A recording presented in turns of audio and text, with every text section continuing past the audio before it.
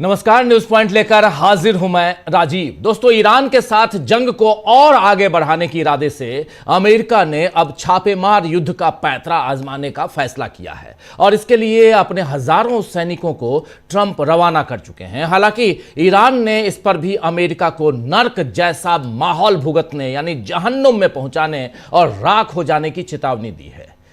Iran की संसद के स्पीकर मोहम्मद बागेर गालिबाफ ने अमेरिका को कड़ी चेतावनी देते हुए कहा है कि अगर अमेरिकी सेना ने ईरान की जमीन पर कदम रखा तो उनके सैनिकों को राख में बदल दिया जाएगा।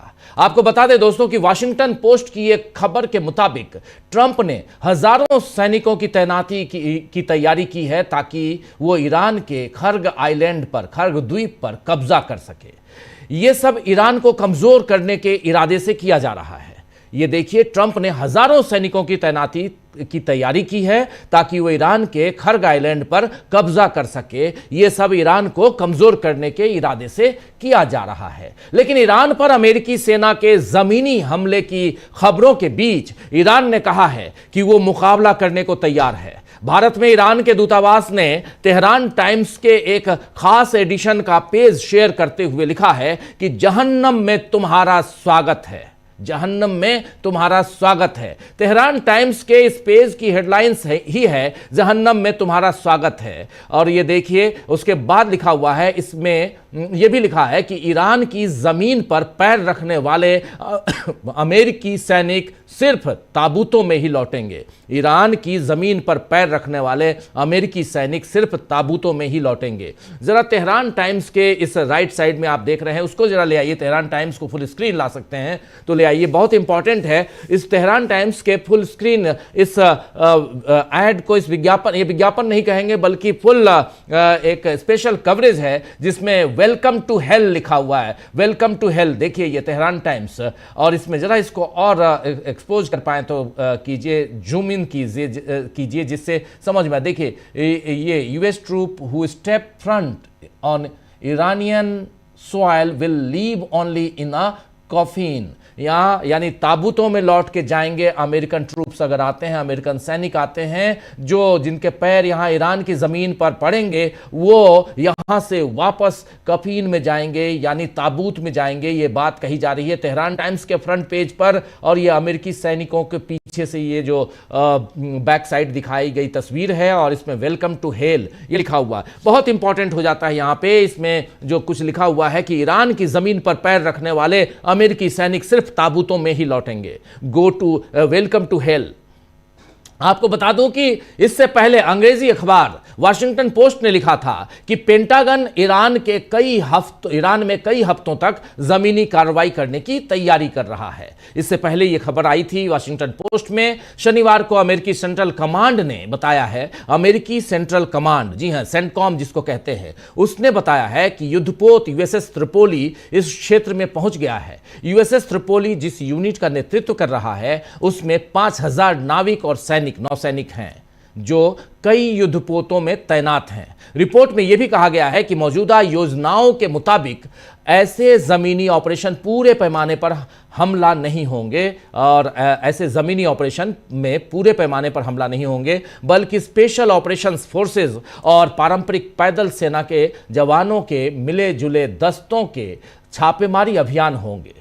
इसके बाद ईरान की सरकारी समाचार एजेंसी इरना IRNA इरना ने इरना समेत कई ईरानी मीडिया संस्थानों ने ईरान की संसद के अध्यक्ष मोहम्मद बागेर गालिबाफ का एक संदेश प्रकाशित किया है अखबारों में और टेलीविजन चैनलों में। और इसका प्रसारण करते हुए उसमें गालिबाफ का जो बयान है बहुत महत्वपूर्ण हो जाता है। वो कहते हैं कि युद्ध शुरू होने के 30 दिन पूरे होने के मौके पर दिए गए संदेश में गालिबाफ कहते हैं कि दुश्मन सार्वजनिक तौर पर बातचीत के संकेत देता है जबकि पर्दे के पीछे जमीनी हमले की साजिश रच रहा है। देखिए, बहुत सही बात यहां बागेर गालिबाफ कह रहे हैं कि एक तरफ आप सार्वजनिक तौर पे बातचीत की पेशकश के संकेत दे रहे हैं और दूसरी तरफ आप क्या कर रहे हैं, दूसरी तरफ आप पर्दे के पीछे हमले की साजिश रच रहे हैं। उन्होंने यह भी कहा है कि अमेरिका 15 पॉइंट्स की एक सूची के साथ वो अपनी वो इच्छाएं सामने रख रहा है जिन्हें युद्ध से हासिल नहीं कर पाया।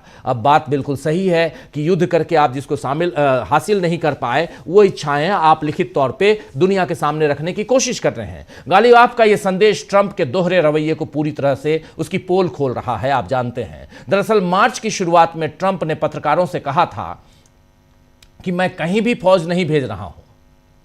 मार्च की शुरुआत में डोनाल्ड ट्रंप ने कहा था कि मैं कहीं भी फौज नहीं भेज रहा हूं, देख लीजिए।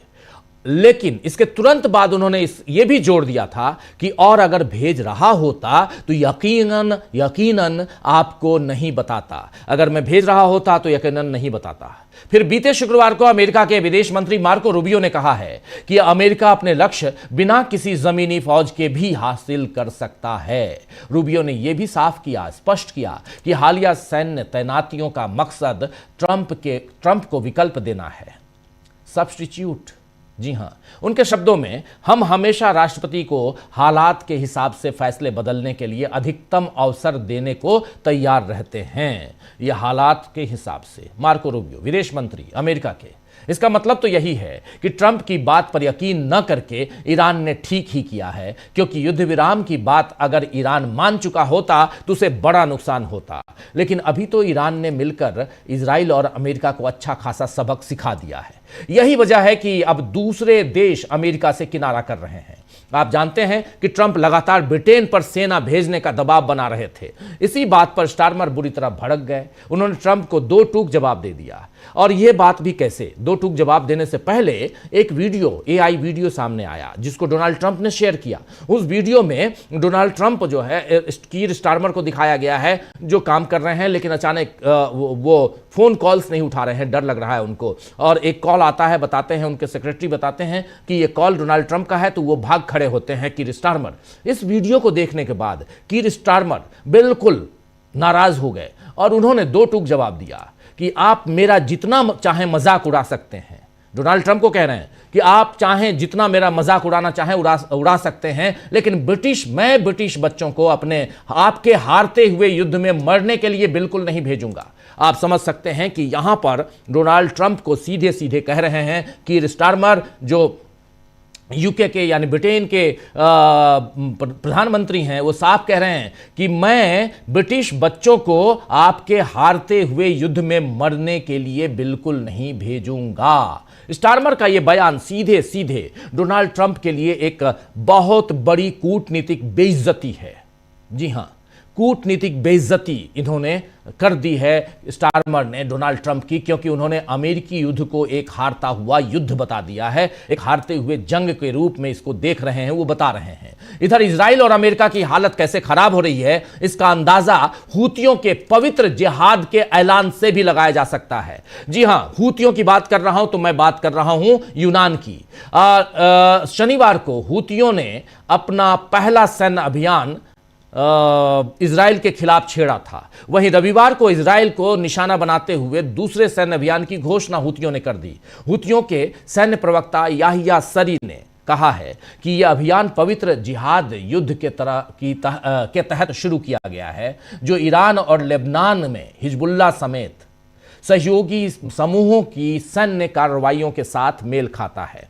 टेलीग्राम पर, आप जानते हैं कि सोशल मीडिया ऐप है टेलीग्राम, उस पर एक बयान में कहा गया है कि हमारी सेनाओं ने पवित्र जिहाद युद्ध में दूसरा सैन्य अभियान चलाया, जिसमें क्रूज मिसाइलों और ड्रोन से दक्षिणी कब्जे वाले फिलिस्तीन में ज़ायोनी दुश्मन यानी इजरायली दुश्मन के कई महत्वपूर्ण और सैन्य ठिकानों को निशाना बनाया गया है।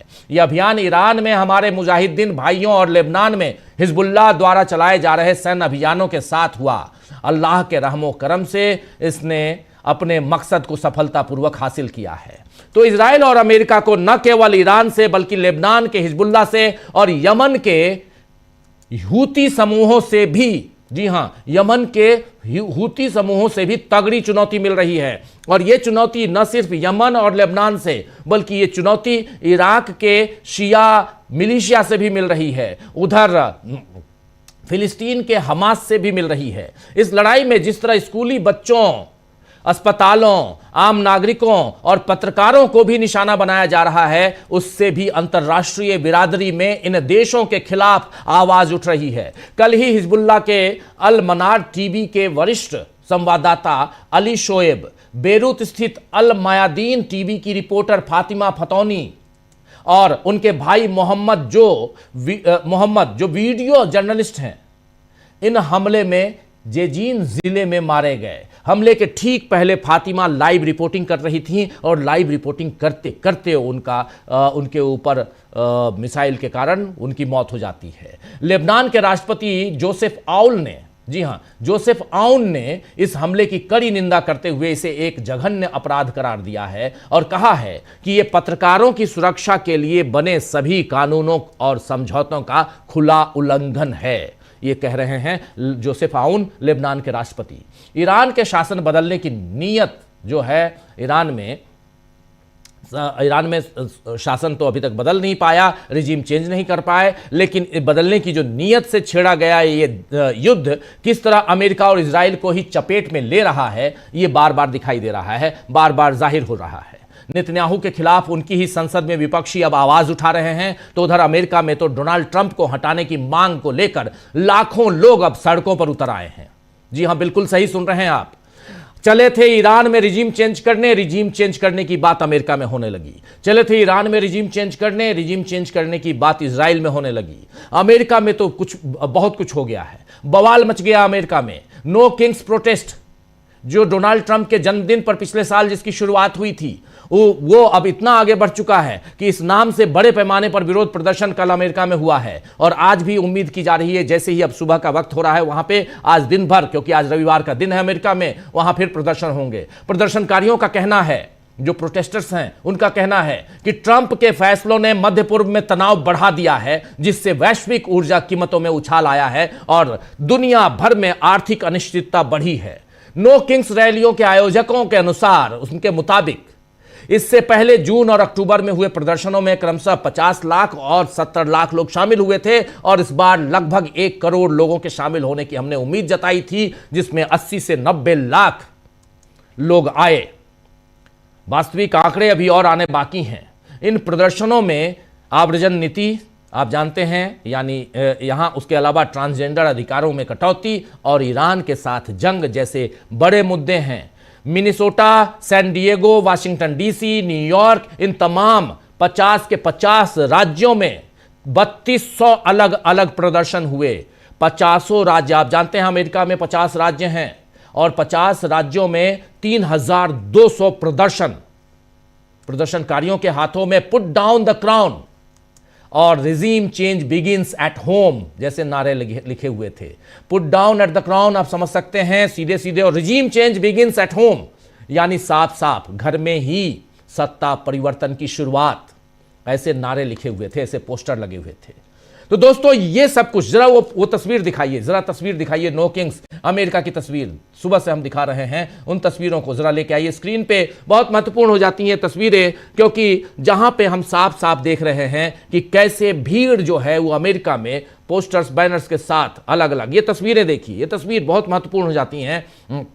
ANI की तस्वीर है, लेकिन अलग अलग बहुत तस्वीरें। एक और तस्वीर लेके आइए, इन तस्वीरों को हम दोबारा फिर से देखेंगे। एक तस्वीर जिसमें अलग, ये तस्वीर देखिए, जरा इसको एक्सपोज कीजिए। देखिए फिलाडेल्फिया, ऊपर फिलाडेल्फिया है, वाशिंगटन डीसी है, शिकागो है, न्यूयॉर्क सिटी है, सैन डिएगो है, बोस्टन है, सब जगह इन तस्वीरों को देखिए और जिस प्रकार, जरा इस एक्सपोज कर सकते हैं, जरा इस वीडियो को और बढ़ा सकते हैं तो बढ़ाइए, जिससे समझ नहीं, ये नहीं, बिल्कुल नहीं। इसके बाद ये स्ट्रेट ऑफ हॉर्मुज है, ये इसको दिखा रहे हैं अभी हम। बहुत महत्वपूर्ण हो जाता है कि इन तस्वीरों को देखकर आप भीड़ देख के समझ सकते हैं कि कितना ऊपर से लेके देखिए इन तस्वीरों को। नो किंग्स, बिल्कुल मिनियापोलिस से लेकर Philadelphia, Washington DC, Chicago, New York city, फिर सैन डिएगो, बोस्टन, सब जगह अलग अलग, और कितनी भीड़ है इन, और चारों तरफ ये डोनाल्ड ट्रंप के खिलाफ अमेरिका में लोग इकट्ठा हैं।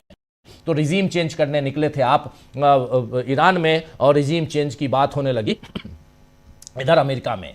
तो आज दोस्तों चर्चा करेंगे कि ईरान में सत्ता पलट का खेल करते करते क्या ट्रंप और नेतन्याहू ही अपनी सत्ता से बेदखल हो जाएंगे। ईरान का तगड़ा पलटवार और खतरे में कैसे है ट्रंप और नेतन्याहू की कुर्सी, आज इसी पर चर्चा करेंगे। हमारे साथ कुछ वरिष्ठ साथी जुड़े हुए हैं, उनसे आपका परिचय करवाता हूं, आगे बढ़ेंगे। बहुत इंपॉर्टेंट दिन है आज, रविवार का दिन, लेकिन रविवार का दिन सुबह से लेकर बहुत अलग अलग खबरें आ रही हैं और इन सब खबरों के बीच आईडीएफ ने मान लिया है कि उसके कई सैनिक हताहत हुए हैं। आईडीएफ यानी इजरायली डिफेंस फोर्स, और इधर आईआरजीसी यानी इस्लामिक रिवॉल्यूशनरी गार्ड कोर जो ईरान की सेना है, उसने साफ साफ कहा है कि हमने ताबड़तोड़ हमले किए हैं इधर मिडिल ईस्ट पे और उसके अलावा इजराइल के ऊपर। इस बीच हिजबुल्लाह ने भी हमले किए और हिजबुल्लाह के हमले में 5 आईडीएफ के जवान मारे गए हैं। हिजबुल्लाह यानी लिबनान। तो अलग अलग खबरें, और फिर हुतियों का आपने देख लिया यमन से कैसी खबरें आ रही हैं।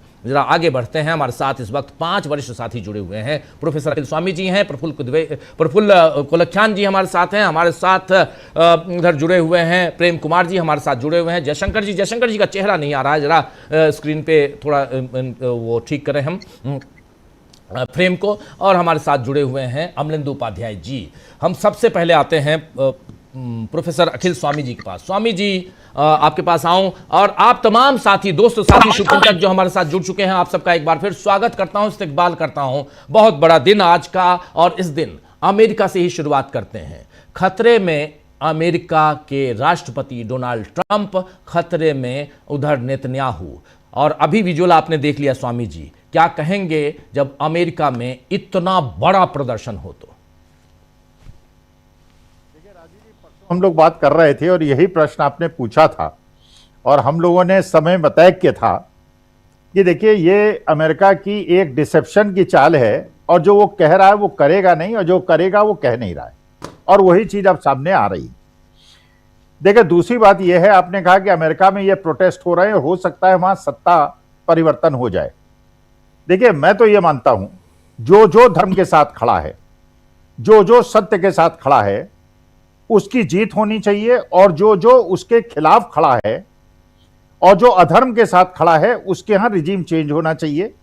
और जो मौखिक और इनडायरेक्ट सपोर्ट भी कर रहे हैं, जैसे आपने यूके की बात बताई, जर्मनी की बात बताई गई, स्पेन की बात बताई गई, जापान की बात बताई गई, इन लोगों ने वास्तविकता को समझते हुए कि जहां पे युद्ध की कोई आवश्यकता ही नहीं थी, वहां पे युद्ध थोपा गया, तो इन लोगों को भी उसका लाभ मिलना चाहिए। ये लोग भी एक तरह से सत्य के साथ खड़े हुए, और जो लोग निंदा नहीं कर रहे हैं और जो लोग इस प्रकार का परोक्ष समर्थन करने की, इस आक्रमण के, इस एग्रेशन का समर्थन कर रहे हैं, मेरी परमेश्वर से प्रार्थना है कि वहां भी रिजीम चेंज हो जाए। देखिए आपने राजीव जी देखा होगा, इजराइल के अंदर आपने एक दृश्य, एक वीडियो देखा होगा, अवश्य देखा होगा, कि एक इजरायली महिला अपने बेटे को सेना में भेजने से इनकार कर रही है, और इजरायली सेना किस प्रकार से उस महिला के साथ अत्याचार करती है, उसे जमीन पे पटक देती है, पैरों से दबाती है, और उसे किस प्रकार से आतंकित करती है। और दूसरी तरफ आप ईरान के अंदर देखिए, निहत्थे लोग जिनके हाथ में कुछ नहीं है, महिलाएं, हर वर्ग के लोग, हर तरह के लोग, अपने एकत्रित, अपने एक समूह के रूप में एक मैसेज दे रहे हैं कि हम लोग संगठित हैं, हम धर्म के साथ खड़े हैं। और इसलिए आप देखिए, एक तरफ तो लोगों को थोपा जा रहा है, मजबूर किया जा रहा है, और माता बहनों को जमीन पे पटक के उनके गर्दन पे पैर रखे जा रहे हैं, उनको मजबूर किया जा रहा है कि वो अधर्म का साथ दें और असत्य का साथ दें। देखिए वास्तविकता यह है कि मैं हिस्ट्री का छात्र नहीं हूं, मुझे बहुत ज्यादा ज्ञान नहीं है, लेकिन मैंने कहा कि अपने ज्ञान वर्धन के लिए मैंने हूतियों के इतिहास को पढ़ना शुरू किया, और मैंने बहुत सारे वीडियो देखे, बहुत जानकारों के बारे में बात की, मैंने हिजबुल्लाह के बारे में जानकारी प्राप्त की, और उनके जो व्यू रचना है और जिस प्रकार से वो बिल्कुल सक्षम है, जैसे ईरान ने अपने को सक्षम बनाया है युद्ध के लिए तैयारी करके और अधर्म के खिलाफ लड़ाई लड़ने के लिए। और यह भी एक बहुत चीज बड़ी होती है राजीव जी मैनेजमेंट साइंस के अंदर, जिसमें कहते हैं कि वही मैनेजर सफल माना जाता है जो कि फ्यूचर में हो रही घटनाओं का पूर्वानुमान लगा के anticipation is the best asset a manager can have. और अगर ईरान ने और उनके नेतृत्व ने इस बात को समझ लिया था और अपनी दृढ़ प्रतिज्ञता को दिखा दिया था, और जो हिजबुल्लाह का और हमने हुतीस का इतिहास पढ़ा और उनका पूरी चीजें समझ में आई, तो मुझे लगता है, और जिस प्रकार रूस का भी रुख परिवर्तन में देखा हूं, उन्होंने मैसेज दिया है कि अब हम 1 अप्रैल से गैस की सप्लाई को रोक देंगे। देखिए, ये जो दुस्साहस किया है डोनाल्ड ट्रंप ने और जो ये नेतन्याहू ने किया है, इनकी सत्ता परिवर्तन तो हो जाए, लेकिन इतिहास को यह भी नोट करना होगा, जब विश्व शांति से चल रहा था, कोएग्जिस्टेंस की भावना से चल रहा था, और मैं ये भी चाहूंगा कि जो वेनेजुएला के साथ हुआ वो भी परिवर्तित होना चाहिए। वेनेजुएलन जनता को यह अधिकार है कि अपने राष्ट्रपति अपने हिसाब से चुने, और क्योंकि ईरानी मित्र भी आ गए हैं, मैं इनसे निवेदन करना चाहता हूं कि जो 5 शर्तें आपने रखी हैं, एक शर्त उसमें और शामिल कर लें कि इजराइल के उस अपराधी को जिंदा या मुर्दा ईरान को सौंपा जाए। जी जी जी जी, बहुत बहुत महत्वपूर्ण बात आप कह रहे हैं। और ज़रा उधर ही चलते हैं, हमारे साथ रिजवी साहब जुड़ गए हैं। और ज़रा नज़र अब्बास रिजवी साहब, आपका स्वागत करता हूं इस कार्यक्रम में, और तमाम साथी हमारे साथ जुड़े हुए हैं। रिजवी साहब, आपके पास ही आना चाहता हूं। और अभी आप प्रोफेसर अखिल स्वामी जी को सुन रहे थे, कह रहे हैं 5 शर्तें ईरान ने रखी हैं, 5 जो कंडीशंस हैं उसमें से एक कंडीशन और जोड़ दें कि वो इजराइल के उस प्रधानमंत्री को, उस आदमी को जिंदा या मुर्दा सौंप दिया जाए, ईरान के हवाले कर दिया जाए। एक बहुत इंपॉर्टेंट बात ये बता रहे हैं, बहुत महत्वपूर्ण बात बता रहे हैं। लेकिन यहां तक आए उससे पहले जरा आपसे समझना चाहता हूं कि क्या कुछ चल रहा है ईरान में इस वक्त। और चूंकि आप ईरान में हैं, आपसे बेहतर कौन बताएगा। और खबरें ये आ रही हैं कि कुछ रिहायशी इलाकों में कल पिछले 2 दिनों में इजराइल अमेरिका के हमले हुए हैं, जिसमें कुछ सिविलियंस के मारे जाने की खबर आई है। और दूसरी बात, एक महत्वपूर्ण बात, IRGC ने साफ साफ कहा है कि तेहरान यूनिवर्सिटी के ऊपर जो हमला किया गया है, इसके लिए अमेरिका माफी मांगे, इजराइल माफी मांगे। कल 12 बजे तक का समय दिया गया है। क्या कुछ इसके पीछे है, जरा बताइए। जी, बिस्मिल्लाहिर्रहमानिर्रहीम। सबसे पहले आपको, तमाम साथियों को और आपके तमाम दर्शकों को आदाब अर्ज करते हैं। और उसके बाद सबसे पहले मैं ताज़ियत कहना चाहूंगा, कॉन्डोलेंस कहना चाहूंगा लेबनान के उन 3 जर्नलिस्ट के लिए कि जिनको एक वॉर क्राइम के तहत इजराइल ने जो है वो शहीद कर दिया, जो अली शोएब साहब हैं अलमनार के, और जो बाकी 2 रिपोर्टर्स थे, फातिमा और उनके भाई मोहम्मद अलमयादीन के। और इसके साथ ही साथ मैं ये भी बताना चाहूंगा कि ये इजराइल का नेचर है, ये इजराइल का तरीक़ेकार है कि वो हक की आवाज को दबाने के लिए, सच्चाई को दबाने के लिए हमेशा से रिपोर्टर्स को और जर्नलिस्ट को जो है वो टारगेट करता रहा है। आपने गजा की जंग में भी देखा होगा कि 200-250 से ज्यादा जो है जर्नलिस्ट को उन्होंने डेलिबरेटली जो है टारगेट करके उनका असैसिनेशन किया, ताकि उनकी हकीकत जो है वो दुनिया तक ना पहुंचे। तो दुनिया को ये समझना चाहिए कि इजराइल किस तरीके से हकीकत को छुपाने के लिए, हकीकत को दबाने के लिए जो है वो जर्नलिस्ट को जो है टारगेट करता है। सबसे पहले मैं ये बात कहना चाहूंगा। उसके अलावा जो बात आपने कही है वो ये कि जो अटैक हुआ है यूनिवर्सिटी के ऊपर, तो ये इजराइल और अमेरिका का जो ये वॉर क्राइम का सिलसिला है। देखिए, आप पहले इन्होंने जो है स्कूल से शुरुआत जो करी, वो स्कूल के अटैक करी, फिर वो मुसलसल स्कूल्स पे, सिविलियन टारगेट्स पे अटैक कर रहे हैं, कभी ऑयल रिफाइनरी पे, कभी गैस रिफाइनरी पे, और अब जाके इन्होंने जो है वो शिक्षा संस्थान, जो यूनिवर्सिटीज हैं, उनके ऊपर अटैक करना शुरू किया है। काफी नाराजगी है यहाँ पे आवाम के अंदर, खास तौर से यहाँ जो IRGC है उसने बिल्कुल अल्टीमेटम क्लियर दिया है। ये कहा है कि अगर आपने कल 12 बजे तक माफी नहीं मांगी और दोबारा ना दोहराया जाए, इसकी गारंटी नहीं दी, तो हम जितने भी यूनिवर्सिटीज हैं, देखिए यूनिवर्सिटीज पे अटैक करना, कोई भी जो मर्दाना तरीके से लड़ रहा है ना, वो यूनिवर्सिटीज पे अटैक करना सही नहीं समझता। इसलिए यहाँ पे अल्टीमेटम दिया गया है कि आप इसको गलती माने और माफी मांगे, नहीं तो जितने भी शिक्षण संस्थान है, जो यूनिवर्सिटीज जहाँ पे अमेरिकन इंटरेस्ट है मध्य एशिया के अंदर, वेस्ट एशिया के अंदर, उन सबको हम टारगेट करेंगे। और ये बात ईरान ने साबित किया है पिछले 4 हफ्तों के अंदर कि वो जहां कहता है, जब कहता है, तो सही तरीके से वहां पे वो टारगेट करके अटैक करता है, चाहे वो कतर की गैस रिफाइनरी हो, चाहे वो बैंक हो,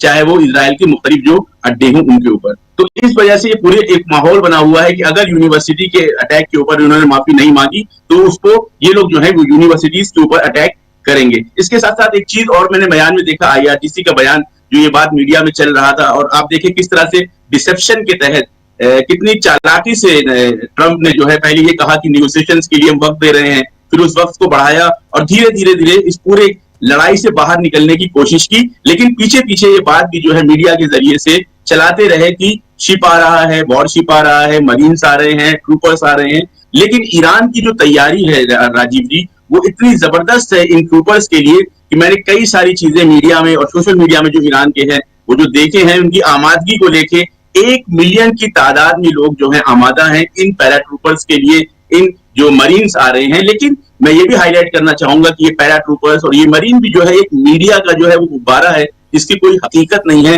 क्योंकि खुद इन बेसिस के अंदर वो अमेरिकन बेसिस की, जिसको न्यूयॉर्क टाइम्स ने अपनी रिपोर्ट के अंदर बताया है कि अब वो रहने लायक नहीं रह गए हैं, उन बेसिस के अंदर यूएस फोर्सेस थी और उनकी तादाद क्या थी? उनकी तादाद थी 30 से 40 हजार यूएस फोर्सेस। तो अगर वाकई यूएस फोर्सेस के अंदर इतना दम होता, उनके अंदर इतनी मर्दानगी होती, उनके अंदर इतनी शुजात होती कि वो ईरान की सरजमीन पे कब्जा कर लेते, तो फिर यूएस से जो है मरीन्स और पैराट्रूपर्स बुलाने की जरूरत नहीं थी। ये एक मीडिया का हवा बनाया गया है। और वॉरशिप की आप बात करें, अब्राहम लिंकन यहाँ पे आया, जेरल्ड फोर्ड आया यहाँ पे, और स्ट्रेट ऑफ हुर्मुज के नजदीक भी नहीं खड़ा हो सका, 1000 किलोमीटर दूर खड़ा रहा। तो अब ये जो नए वॉरशिप की बात ला रहे हैं, ये सब एक मीडिया डिसेप्शन है, किसी भी तरह की इसमें हकीकत नहीं है। लेकिन कल जो बयान आया है आईआरजीसी का, वो मैं हाईलाइट करना चाहूंगा। बहुत ही जबरदस्त बयान आया है। उनके स्पोक पर्सन ने, जिनको आपने देखा होगा, जुल्फिकारी साहब जो हैं, उन्होंने कहा है कि ट्रंप अपने फोर्सेस को पर्शियन गल्फ की शार्क का लुकमा बनाना चाहते हैं। वो ये चाहते हैं कि अमेरिकन फौजी जो है वो पर्शियन गल्फ के अंदर जो शार्क मछलियां हैं उनका भोजन बन जाए। यहां से उन्होंने बात शुरू करी है और ये कहा है कि हमारी पूरी तरीके से आमादगी है अमेरिका की, अगर किसी भी गलती, कोई भी गलती उन्होंने की। पहले क्या बात हुई थी? ये बात हुई थी अगर ग्राउंड इन्वेजन करने की कोशिश करते हैं, कुछ आइलैंड्स पे आने की कोशिश करते हैं, तो उन ममालिक को, उन मुल्कों को कि जो इसमें अमेरिका का सपोर्ट करेंगे ग्राउंड इन्वेजन के ऊपर, हम जो है उनसे सख्त तरीके से निपटेंगे। हत्ता अनऑफिशियल रिपोर्ट्स यहाँ पे ये है, कुछ एक्सपर्ट्स ये भी कह रहे हैं कि हत्ता यूएई और बहरीन की जो कोस्ट लाइन है उसके ऊपर भी हम कब्जा कर सकते हैं। तो यहाँ पे पूरी तरीके से आमादगी है, लोगों के अंदर एक जोश है। क्योंकि मैंने आपसे पहले भी ये कहा था और ये बात मुसलसल मैं कह रहा हूँ कि ईरान के अंदर जो माहौल है, अभी तक देखिए राजीव, जो जंग चल रही है ना, इजराइल और यूएस आते थे जेट से, वो मार के चले जाते थे, ईरानी यहाँ से मिसाइल मारते थे, आमने सामने की जंग अभी तक हुई नहीं है। तो ईरानी आवाम और ईरानी फोर्सेस जो है ना, पूरी तरीके से गुस्से में भरी हुई है। उनके अंदर इंतकाम का एक ऐसा जज्बा है, वो चाहते हैं कि हमारी आमने सामने की जंग हो, ताकि हम अमेरिकन फोर्सेस को उनको मार के और उनको कैदी बना के, एक बड़ी तादाद में कैदी बना के जो है हम अपना इंतकाम ले सके कि जो यहाँ पे लीडर को शहीद किया, यहाँ के जो लोगों को मार रहे हैं, और मुसलसल सिविलियन टारगेट्स पे अटैक हो रहे हैं तेहरान के अंदर, मुख्तलिफ शहरों के अंदर। क्योंकि इजराइल जो है जब मार खाता है, जब वो कमजोर पड़ने लगता है, तो उसका सिर्फ एक रास्ता रह जाता है कि वो जो है वो सिविलियन टारगेट्स के ऊपर अटैक करते हैं। अभी जो स्वामी जी एक बात कह रहे थे, मैं उसको बस एक नोट पॉइंट कहना चाहूंगा कि स्वामी जी ने बहुत अच्छी बात कही कि ट्रंप को और नेतन्याहू को ईरान की जो है जनता को सौंप दिया जाए। लेकिन मैं यहाँ पे, मेरा इसमें थोड़ा सा एक फर्क है। मेरा ओपिनियन ये है कि नेतन्याहू को ईरान की आवाम के हवाले नहीं करना चाहिए, नेतन्याहू को गाजा की आवाम के हवाले कर देना चाहिए कि जहां पे उसने 40,000 बच्चों को कत्ल किया, जहां पे उसने 1 लाख से ज्यादा लोगों का खून बहाया, तो ज्यादा हक ये है कि गाजा की आवाम जो है वो नेतन्याहू का इंसाफ करे। नेतन्याहू को अगर पकड़ा जाए तो सौंपा जाए गाजा के लोगों के ऊपर, क्योंकि जितना जुल्म इन्होंने गाजा के अंदर किया है कि जो एक छोटी सी दिल्ली एनसीआर जितनी जमीन के ऊपर लाखों टन बारूद बरसा दिया, बच्चों को शहीद किया, पूरा गाजा को बर्बाद कर दिया। तो बेहतर यह है कि नेतन्याहू और ट्रंप को पकड़ के ईरान लाया जाए, बल्कि उसको गाजा और फिलिस्तीनियों के हवाले करा जाए, ताकि वो उनका इंसाफ करे और अपना इंतकाम ले सके। जी बिल्कुल, आप सही कह रहे हैं। हम लोग जो तस्वीरें देख रहे थे अभी, उन तस्वीरों में साफ साफ दिखाई दे रहा था कि कैसे इनका इंसाफ इनकी जनता कर रही है, और जनता जिस ढंग से सड़कों पे है, और अभी आप देख रहे हैं, और ये हो रहा है। और शुरुआत में भी मैंने कहा कि चले थे रिजीम चेंज करने आप ईरान में, और आपके रिजीम चेंज करने की डिमांड होने लगी। इन तस्वीरों को देखिए, Chicago, New York city, San Diego, Boston, Philadelphia, Washington DC, तमाम आप देखिए, यहाँ पर साफ दिखाई देता है कि किस ढंग से यहां लोग सड़कों पे हैं। ये हुजूम है, ये इसको देख के आप समझ सकते हैं कि लोगों में कितना गुस्सा है। और नो किंग्स प्रोटेस्ट, ये साफ ये अमेरिका की तस्वीर है, और अमेरिका में ऐसी तस्वीरें, और अगर ये जंग और लंबा खिंच गई तो आगे क्या होगा, ये एक बड़ा सवाल है। इसी सवाल के साथ एक बार फिर आना चाहता हूं आपके पास कि इस जंग को आज महीने भर हो गए, अब महीने भर के बाद हम लोग देख रहे हैं ईरान तगड़ा पलटवार कर रहा है रिजवी साहब, लेकिन अब यहां से अगर ये जंग जैसे अमेरिका के हिसाब से लिहाज से देखा जाए, मैं यहां इनको नेतन्याहू को तो कुछ मान ही नहीं रहा हूं। सच बताऊं तो नेतन्याहू इस जंग में कुछ है ही नहीं। नेतन्याहू एक मुखौटा है और वो अपनी कुर्सी बचाने के लिए अपने आका के सपोर्ट से बैठा हुआ है, लेकिन इसका जो आका है वो इस एक महीने और चलने वाले जंग में, अगर महीना भर आगे बढ़ जाती है ये जंग, तो कहां दिखाई देगा? जरा आपका आकलन इस पे सुनना चाहता हूं मैं। जी, आपने बहुत अच्छी बात की राजीव जी, और अब वाकई बिल्कुल सही है कि इजराइल की कोई खुद की हैसियत नहीं है, क्योंकि हमने देखा था कि जब 7 अक्टूबर को तूफानुल अक्सा हुआ था, उसी वक्त इजराइल हार चुका था, एक छोटे से ग्रुप से हार गया था कि जो चारों तरफ से बंद है, ना उनके पास एयरफोर्स है, ना उनके पास नेवी है, ना उनके पास कोई संसाधन है। उस ग्रुप ने उठ के इजराइल को जिस तरह से पछाड़ा था, तो वाकई इजराइल के अंदर वो ताकत नहीं है कि छोटे जो रेजिस्टेंट ग्रुप्स हैं उनसे भी निपट सके। ये मैं हमास की बात कर रहा हूं, और साथ ही साथ अगर हिजबुल्लाह को भी जोड़ लिया जाए तो हमास और हिजबुल्लाह जो है वो इजराइल को नाकाम करने के लिए, उसको हराने के लिए काफी है। यहाँ पे मैं बस एक बार आपकी बात का जवाब देने से पहले स्वामी जी ने जो बात कही उसको मैं हाईलाइट करना चाहूंगा। उन्होंने बहुत अच्छी बात कही, और दुनिया, ये वक्त है इस वक्त दुनिया के लिए कि जो स्वामी जी ने हाईलाइट करी बात, कि अब वक्त आ गया है कि दुनिया अंसारुल्लाह, हमास, हिजबुल्लाह और हश्द शाबी जो इराक के अंदर जो मुख्तलिफ जो रेजिस्टेंस ग्रुप हैं, इनके बारे में अब पढ़ाई करना शुरू करे, अब स्टडी करना शुरू करे। क्योंकि अभी तक क्या होता था, अनफॉर्चुनेटली, बहुत दुख की बात है राजीव जी, कि बहुत कम ऐसे प्लेटफॉर्म है कि जो हकीकत को जानना और हकीकत को दिखाना चाहते हैं दुनिया में। अक्सर मीडिया, मैं कई मीडिया चैनल्स पे गया तो वो बात यहां से शुरू करते हैं कि हिजबुल्लाह के आतंकी थे। तो मैंने उनसे पूछा कि क्या आपको पता है भारत सरकार ने हमास, हिजबुल्लाह, अंसारुल्लाह, हश्द शाबी, इनमें से किसी को भी जो है वो आतंकवादी संगठन घोषित नहीं किया है, लेकिन क्योंकि अक्सर मीडिया जो है वो यूएस की बताई हुई चीजों को फॉलो करता है, जो भी उनको गाइडलाइन यूएस से मिलती है वो बिना जांचे परखे, बिना पढ़े, बिना उसका मुतालिया किए उसको दिखा देते हैं। तो एक जो परसेप्शन हिंदुस्तान में भी बना हुआ है कि हमास, हिजबुल्लाह और अंसारुल्लाह, जितने भी रेजिस्टेंस ग्रुप हैं, जितने भी लिबरेशन मूवमेंट्स हैं, इन सबको आतंकवादी संगठन कहा जाता है। तो स्वामी जी का मैं धन्यवाद कहना चाहूंगा कि उन्होंने आपके प्लेटफॉर्म के माध्यम से ये बात कही, और ये बात पूरी दुनिया में, खास तौर से हिंदुस्तान में जानी चाहिए कि भाई आए, आप देखें कि हमास क्यों बना, हिजबुल्लाह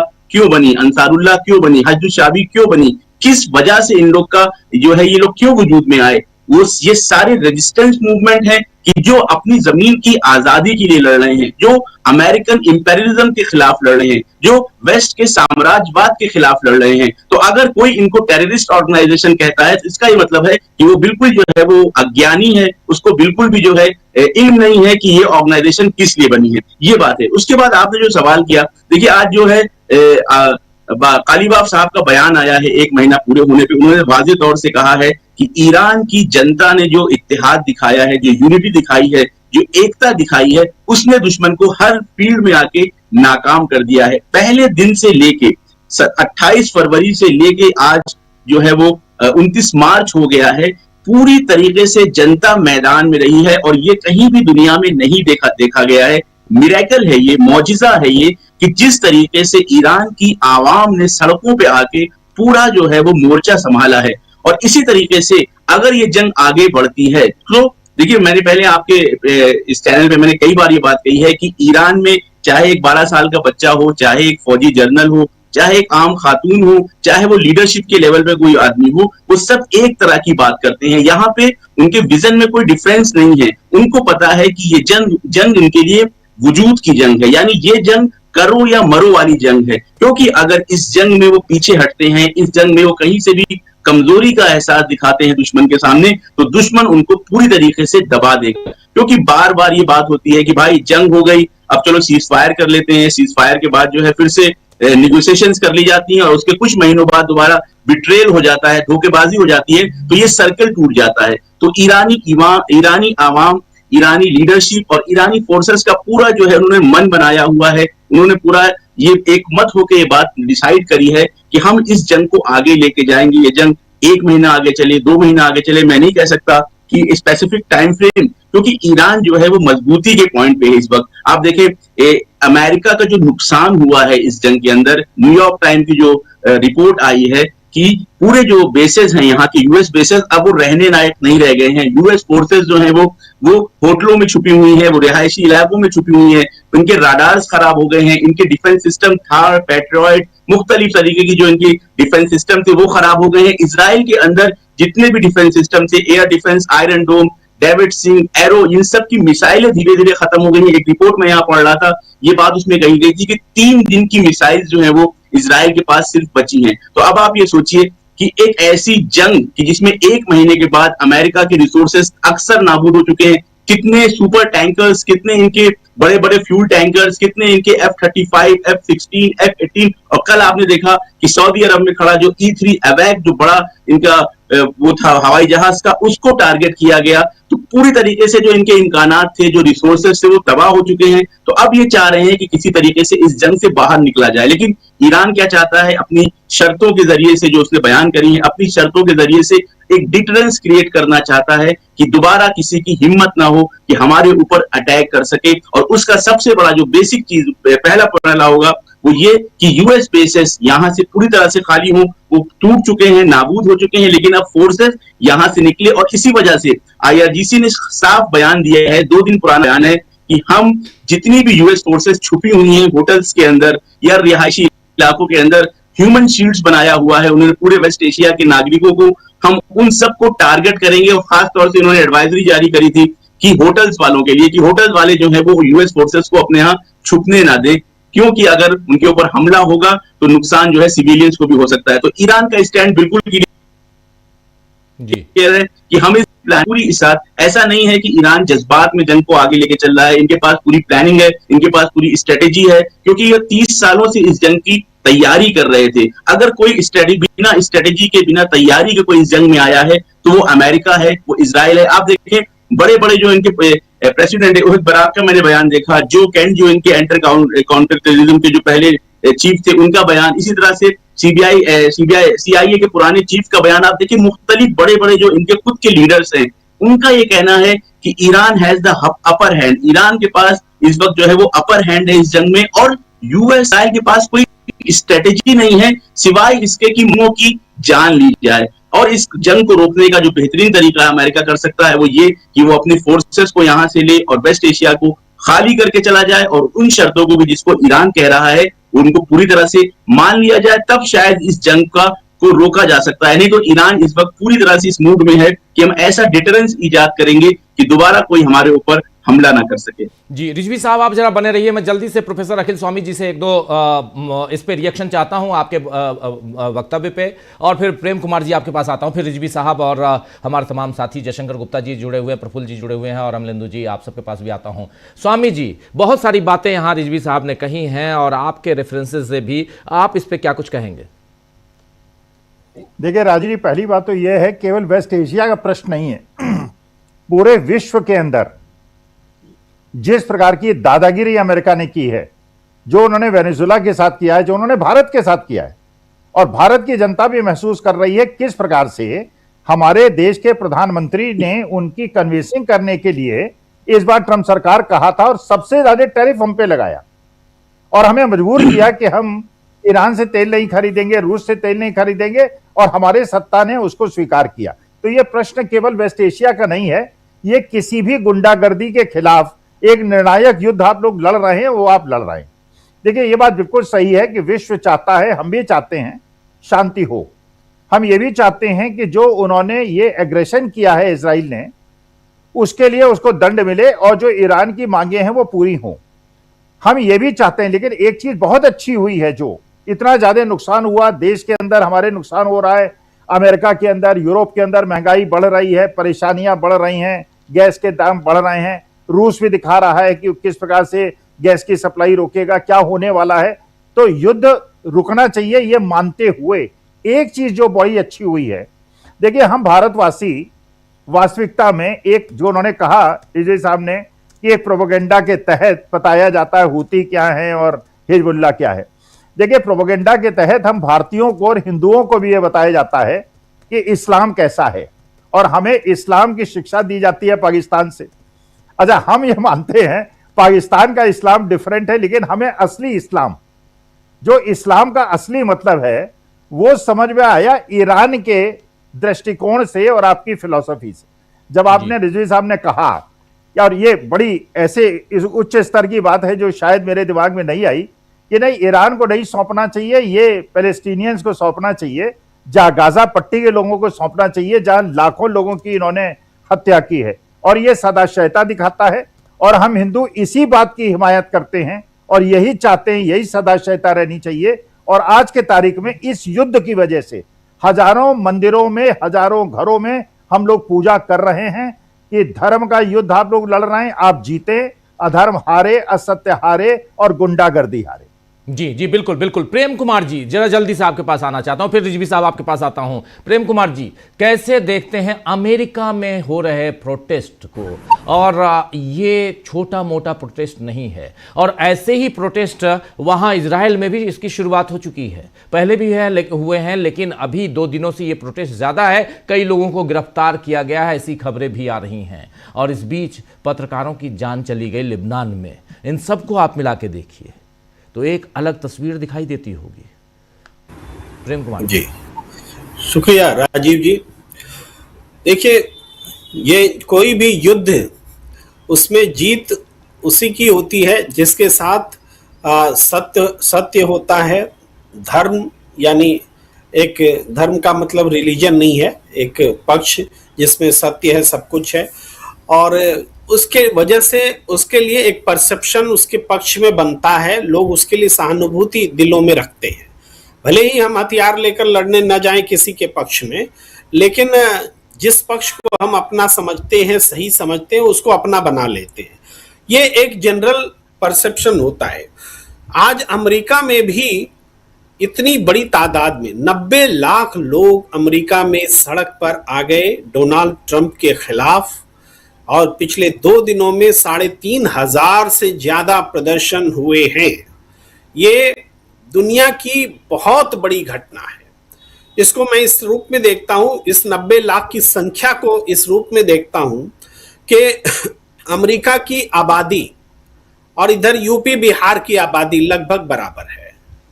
यूपी बिहार मिल करके अगर 90 लाख का प्रदर्शन कर दे तो आप समझिए कि वो कितनी बड़ी तादाद होगी।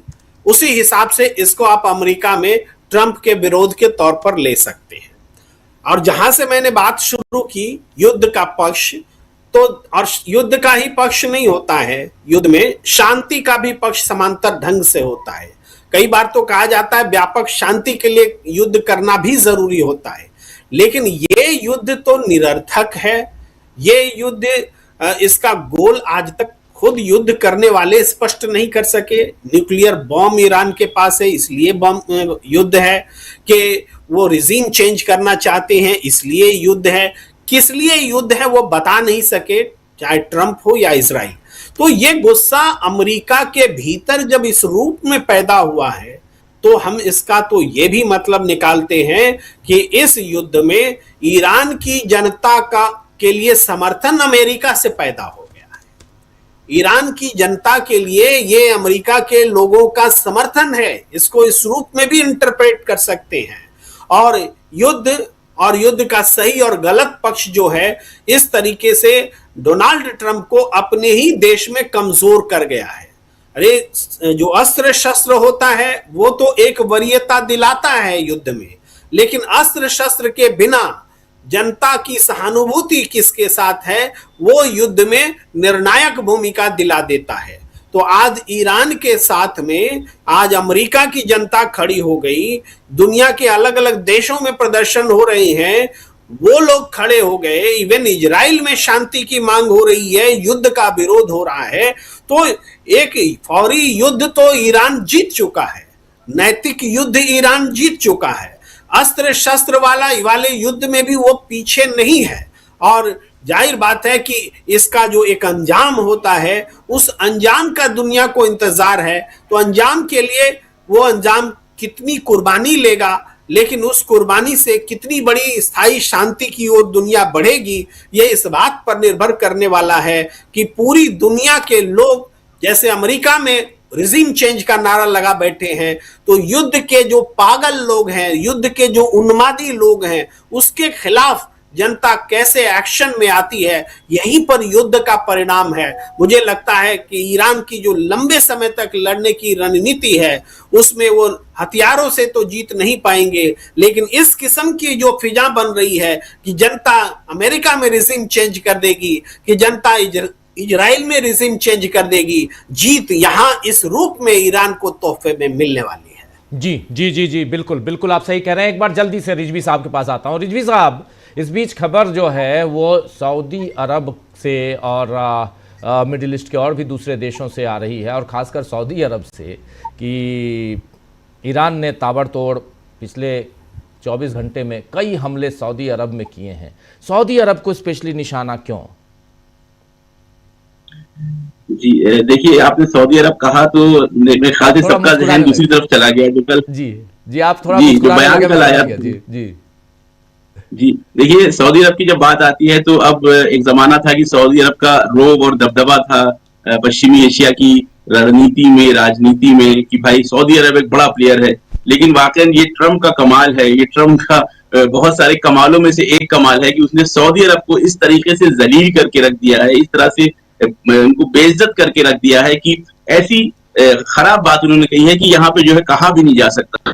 तो सऊदी जो अटैक्स हो रहे हैं, इस बात को मैं आगे दूसरी तरफ ले जाता हूँ कि सऊदी अरब अटैक हो रहे हैं वो बेसिकली जो बेसेस हैं, सबसे बड़े जो बेसेस हैं या जो बड़े बड़े जहाज हैं, वो सऊदी अरब की ओर पहुंचे हुए हैं। अभी तक क्या था, जितने भी बेसेस नजदीक थे ईरान के, चाहे वो कतर हो, चाहे वो बहरीन हो, चाहे वो दुबई हो, यूएई हो, कुवैत हो, ये सारे बेसेस नजदीक थे। तो यहाँ पे वो जिस तरह से अटैक्स हो रहे थे, शुरू से सारे बेसेस को नष्ट कर दिया गया था। लेकिन सऊदी अरब के अंदर जो है वो बेसेस हैं, बड़े बेसेस हैं, और उनकी तादाद भी ज्यादा है, और जो रिसोर्सेज और जो इक्विपमेंट्स इसमें हैं सऊदी अरब के बेसेस के अंदर, इस वजह से ज्यादा यहाँ पे अब शिद्दत के साथ अटैक किया जा रहा है। क्योंकि देखिए राजीव जी, एक जो बहुत बड़ी पावर थी मिलिट्री, जो सुपरमेसी थी, आप कह सकते हैं सुपीरियरिटी थी, वो थी एयरफोर्स की।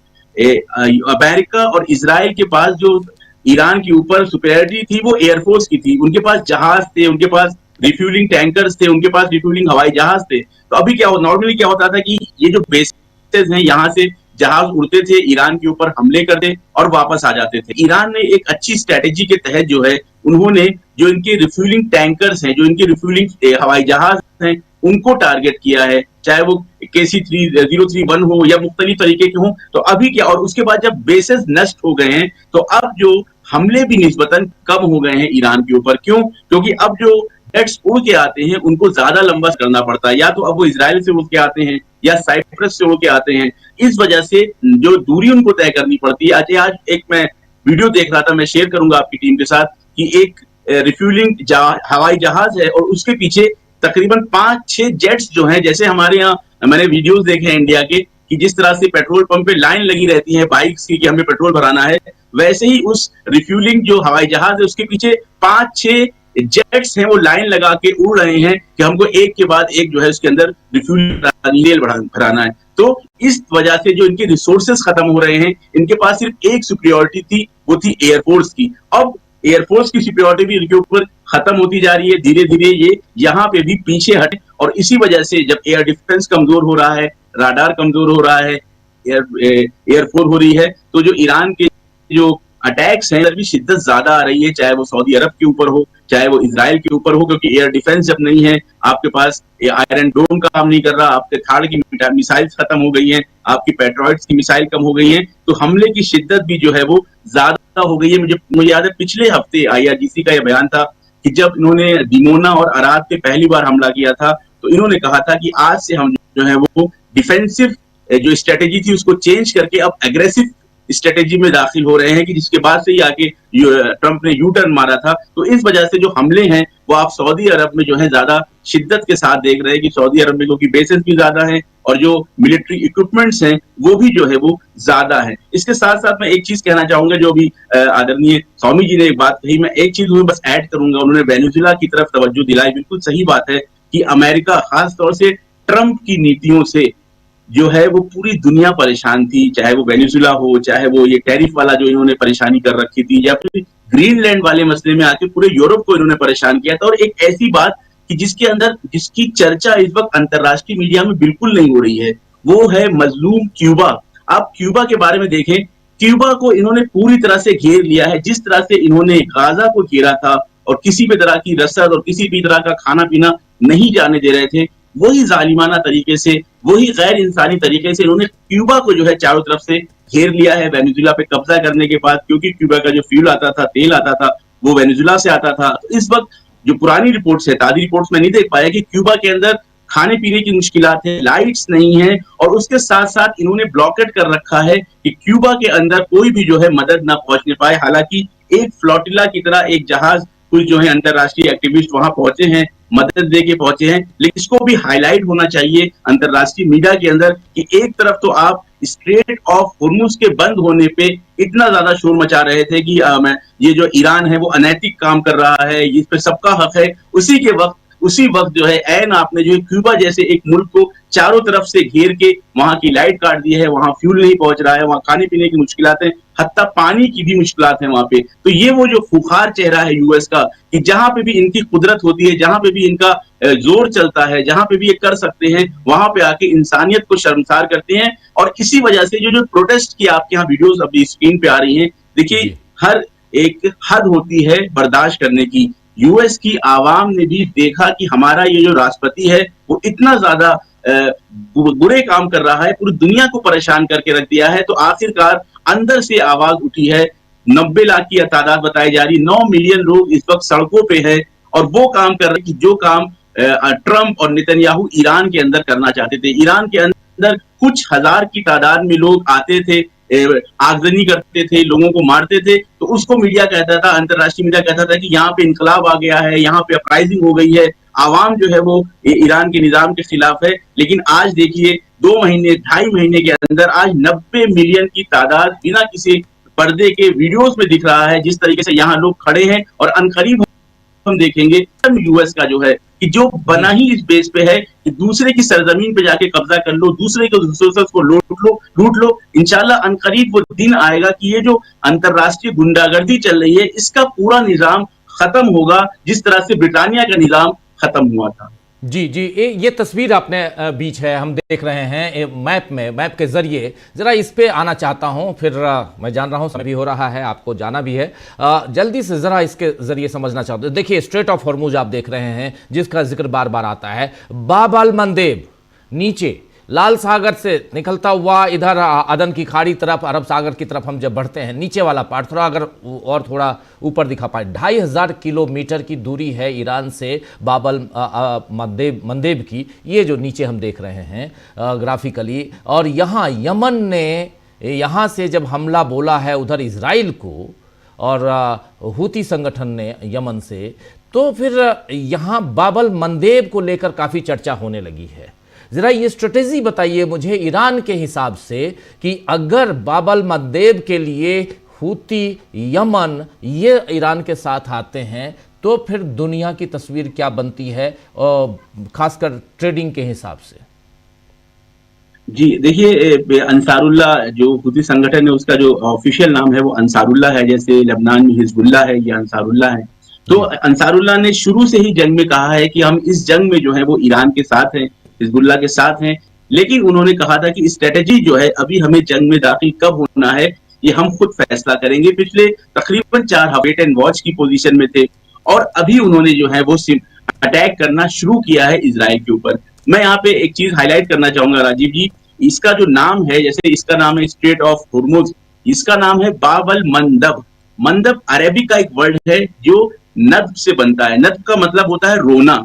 तो इस जगह का, इस पूरे का नाम ही है रोने की खाड़ी, यानी इसका इस तरह से स्ट्रक्चर है कि तारीख ऐसी है, हिस्ट्री ऐसी है कि ये जो पूरा एरिया है, जो पतली से आप देख रहे हैं ना, संकरा सा जो रास्ता है जहां से शिपों को निकलना होता है, तो मंदब इसीलिए कहते हैं कि ये जगह है रोने की। ये हमेशा से जो है जो एग्रेसर आए हैं यमन के ऊपर, ये कह सकते हैं ये जगह रुलाती है जी, ये जगह रुलाती है। और गाजा पे जब सीजफायर नहीं हुई थी 2 साल पहले, जब सीजफायर नहीं थी और गाजा की जंग चल रही थी, तो मुसलसल जो है अंसारुल्लाह ने मिसाइल से अटैक किया था, ड्रोन से अटैक किया था। और इस बाब अल मंदब को जैसे आज स्ट्रेट ऑफ हुर्मुज जो है वो यूएस और इजराइल और उनके जितने साथी हैं इस जंग में, उनके लिए बंद कर रखा है ईरान ने, उसी तरीके से इजराइल, यूएस और उनके सारे अलाइज के लिए अंसारुल्लाह ने इस बाबल मंडप को बंद कर रखा था। और उस जमाने में भी आपको याद होगा कि अमेरिका अपना युद्ध पोत लेके आया था, अपने वॉरशिप लेके आया था कि हम अभी खुलवाएंगे, फिर उस पर जब हमला हुआ तो वो एक हफ्ते के अंदर वापस चला गया था। तो ये बाबल मंडप अभी बंद नहीं है ऑफिशियली,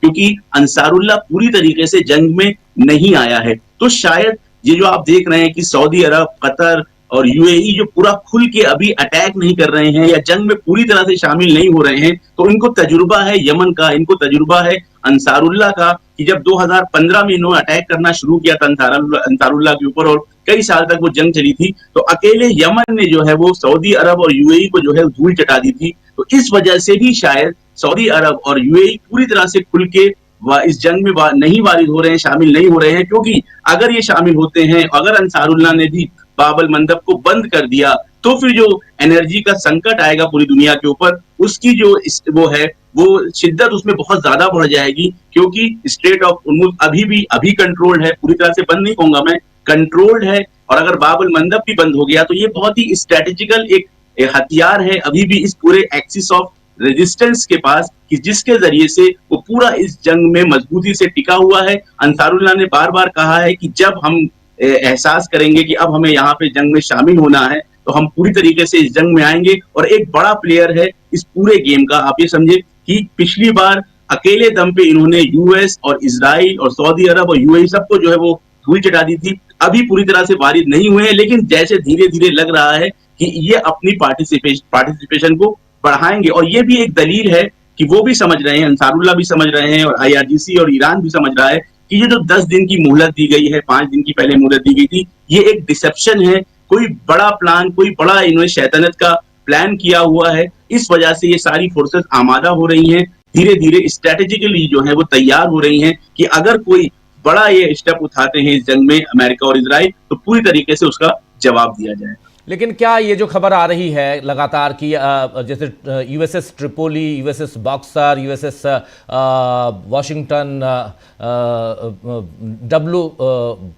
जॉर्ज डब्ल्यू बुश, ये सब जो आ रहे हैं, इसमें क्या सैनिक आ रहे हैं कि ये सचमुच, क्योंकि आप लोगों के पास क्या जानकारी है उधर ईरान में? देखिए राजीव जी, कुश्ती का जब होता है ना, मुसाबका होता है, तो अगर बड़े पहलवान को आदमी कोई पछाड़ देता है ना, फिर वो छोटे पहलवानों से घबराता नहीं है। तो जो सबसे बड़ा इनका वॉरशिप था वो अब्राहम लिंकन था, कि जिसके जरिए में ये पूरी दुनिया में हवा बनाते हैं, डर बनाते हैं कि अब्राहम लिंकन आ गया है, अब्राहम लिंकन आ गया है। वो अब्राहम लिंकन जो है स्ट्रेट ऑफ हुर्मुज से 300 किलोमीटर दूर से जो है वो वापस चला गया जब इन्होंने मिसाइल अटैक किया। तो जब इतने बड़े बड़े इनके जनरल फोर्ड पहले ला चुके हैं, अब्राहम लिंकन ला चुके हैं, तो कोई खास फर्क नहीं पड़ने वाला है।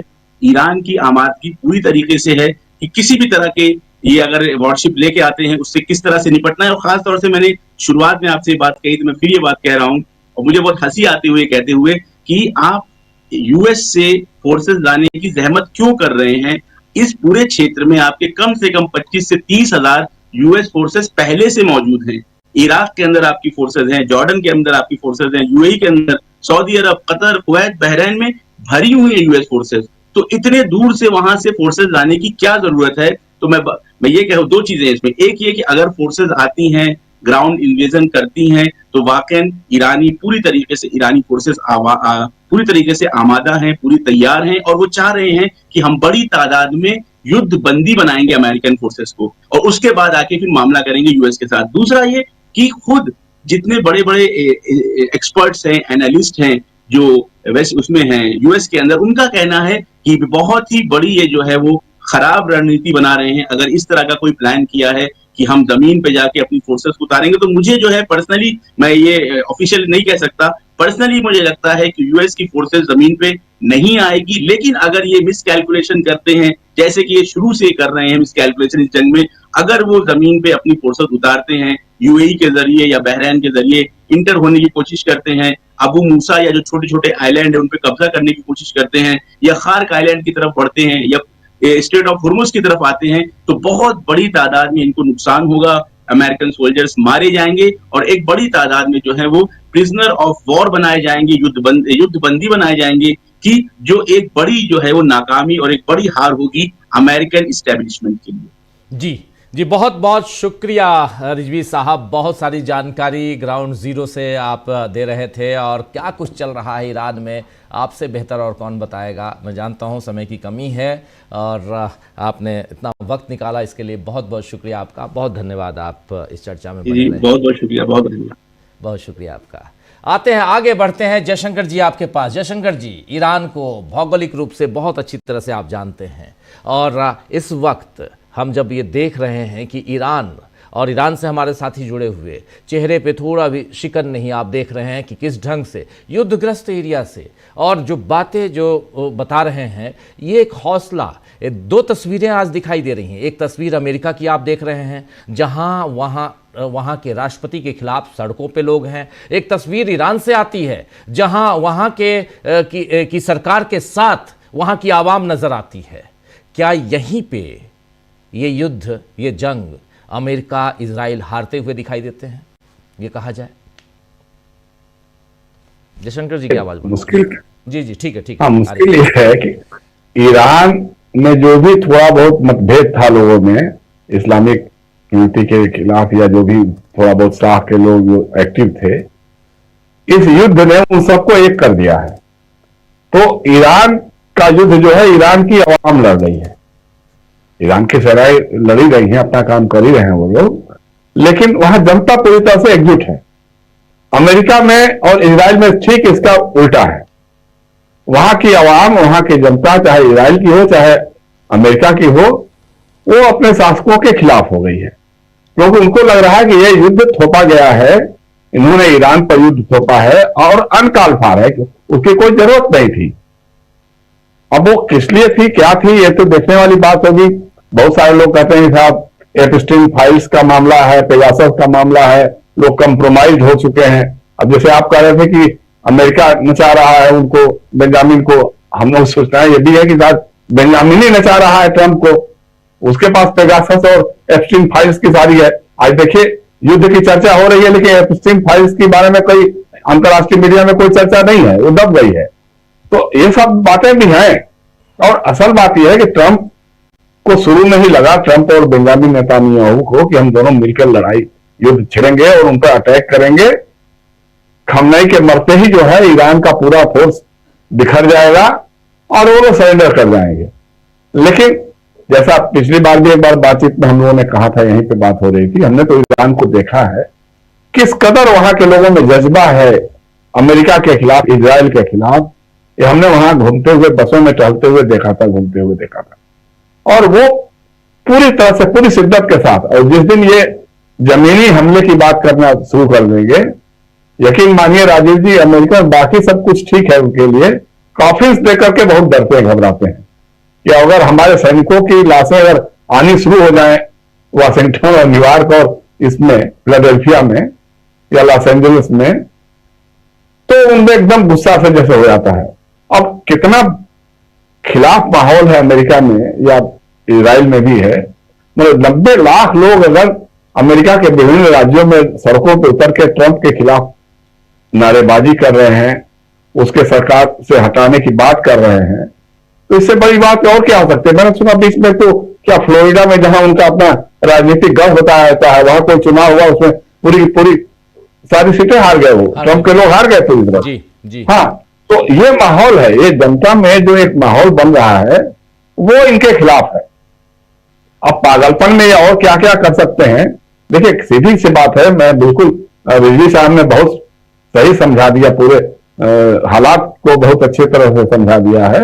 ये सही है कि ये दोनों जो है अंतर्राष्ट्रीय युद्ध के अपराधी हैं, डोनाल्ड ट्रंप और बेंजामिन नेतान्याहू। इनके खिलाफ अंतर्राष्ट्रीय अदालत में मुकदमा चलना चाहिए। इनके खिलाफ जो भी कड़ी से कड़ी कार्रवाई है, चाहे ठीक है गिरफ्तार कर लेते हैं, क्या कर लेते हैं, वो तो एक अलग बात है, कहने की बातें हो सकती है कि गाजा को सौंपिए या ईरान के लोग उसको कुछ करें, वो एक अलग बात हो सकती है। लेकिन ये अंतर्राष्ट्रीय जनमानस में ये बात घुस गई है, लोग समझ चुके हैं कि ये दोनों युद्धोन्मादी हैं, अंतर्राष्ट्रीय अपराधी हैं। और हमारे मित्र जो प्रेम कुमार भी कह रहे थे या अखिल स्वामी जी भी कह रहे थे, देखिए ये सिर्फ मामला ईरान का नहीं है, इसके साथ वेनेजुएला को भी जोड़ना चाहिए, क्यूबा को भी जोड़ना चाहिए और जैसे ब्राजील है या इस तरह के और देशों में जहां जाए अमेरिका अपनी दादागिरी दिखाना चाहता है, और कभी कहता है कनाडा को हम कब्जा कर लेंगे, कभी कहता है हम ग्रीनलैंड को ले लेंगे। इस दादागिरी और इस गुंडागिरी के खिलाफ पूरे विश्व जनमत को एकजुट होना चाहिए। जैसे ब्रिटेन ने बहुत अच्छा काम किया, वहां के प्रधानमंत्री ने जिस ढंग का रवैया अपनाया है, या और यूरोप के देश हैं, इनको असल में ट्रंप को यह लगा कि जो हम एक बार कहेंगे और नाटो के सारे देश, यूरोप के सारे देश हॉर्मुज स्ट्रेट में चले जाएंगे और वहां युद्धपोत लगा देंगे और वहीं से वार शुरू करके हमारी जीत हो जाएगी। लेकिन कौन अपनी जान मुश्किल में फंसाएगा और क्यों? What for? भाई ये युद्ध होगा क्यों हो रहा है? आपने इराक को तहस नहस किया, आपने सीरिया को तहस नहस किया, आपने लीबिया को तहस नहस किया कि साहब उनके यहाँ परमाणु हथियार हैं तो क्या क्या है, कहीं कुछ निकला नहीं। वही बात आप ईरान पे कर रहे हैं। और ईरान के लोग शाहरजा पहलवी के वंशजों को चाहेंगे या इस्लामी रिपब्लिक, इस्लामिक क्रांति के लोगों को चाहेंगे, ये ईरान के लोगों को तय करना है। इसमें ट्रंप और बेंजामिन नेतान्याहू को कौन दादा है? उनको क्या उनकी हैसियत? भाई क्यों आप तय करेंगे? आप क्या है, मतलब अंतर्राष्ट्रीय दादा है आप? या आप तय करेंगे कि साहब ईरान में किसकी सत्ता रहे किसकी न रहे? तो इस तरह से ईरानी अवाम, मतलब जो थोड़ा बहुत विरोध भी था, वो लोग भी एकजुट हो गए हैं और सरकार के मतलब साथ खड़े होकर के और युद्ध लड़ने की तैयारियों में जुट गए हैं। तो सबसे बड़ी बात जो यही है कि जहां जनता एकजुट हो जाती है, अब बम गिराते रहिए। और वियतनाम में जिस तरह से इनको नाकों समय जमाने पड़े थे, वही हालत आज ईरान में दिखाई दे रही है, बिल्कुल उससे बदतर दिखाई दे रही है। और अगर लोग जमीन पे आ गए, सतह पे लड़ाई करने के लिए आ गए, और जब लाशें लौटनी शुरू हो जाएंगी अमेरिका के विभिन्न राज्यों में, तब देखिएगा माहौल और कितना बदलता है। जी राजीव जी। बिल्कुल बिल्कुल आप सही कह रहे हैं। जरा जल्दी से प्रफुल्ल कोलखियान जी, आप इस जंग को कैसे देखते हैं प्रफुल्ल जी, जबकि आज 1 महीने हो गए और 1 महीने में बहुत कुछ बदलता हुआ यहाँ दिखाई दे रहा है अमेरिका के लिहाज से, लेकिन ईरान के लिहाज से सब कुछ वैसे ही है। पहले दिन ईरान जिस कदर रिटेलिएट कर रहा था, आज भी वही करता हुआ नजर आता है। और यहाँ पर ईरान ने जो कुछ किया है वो सामने है।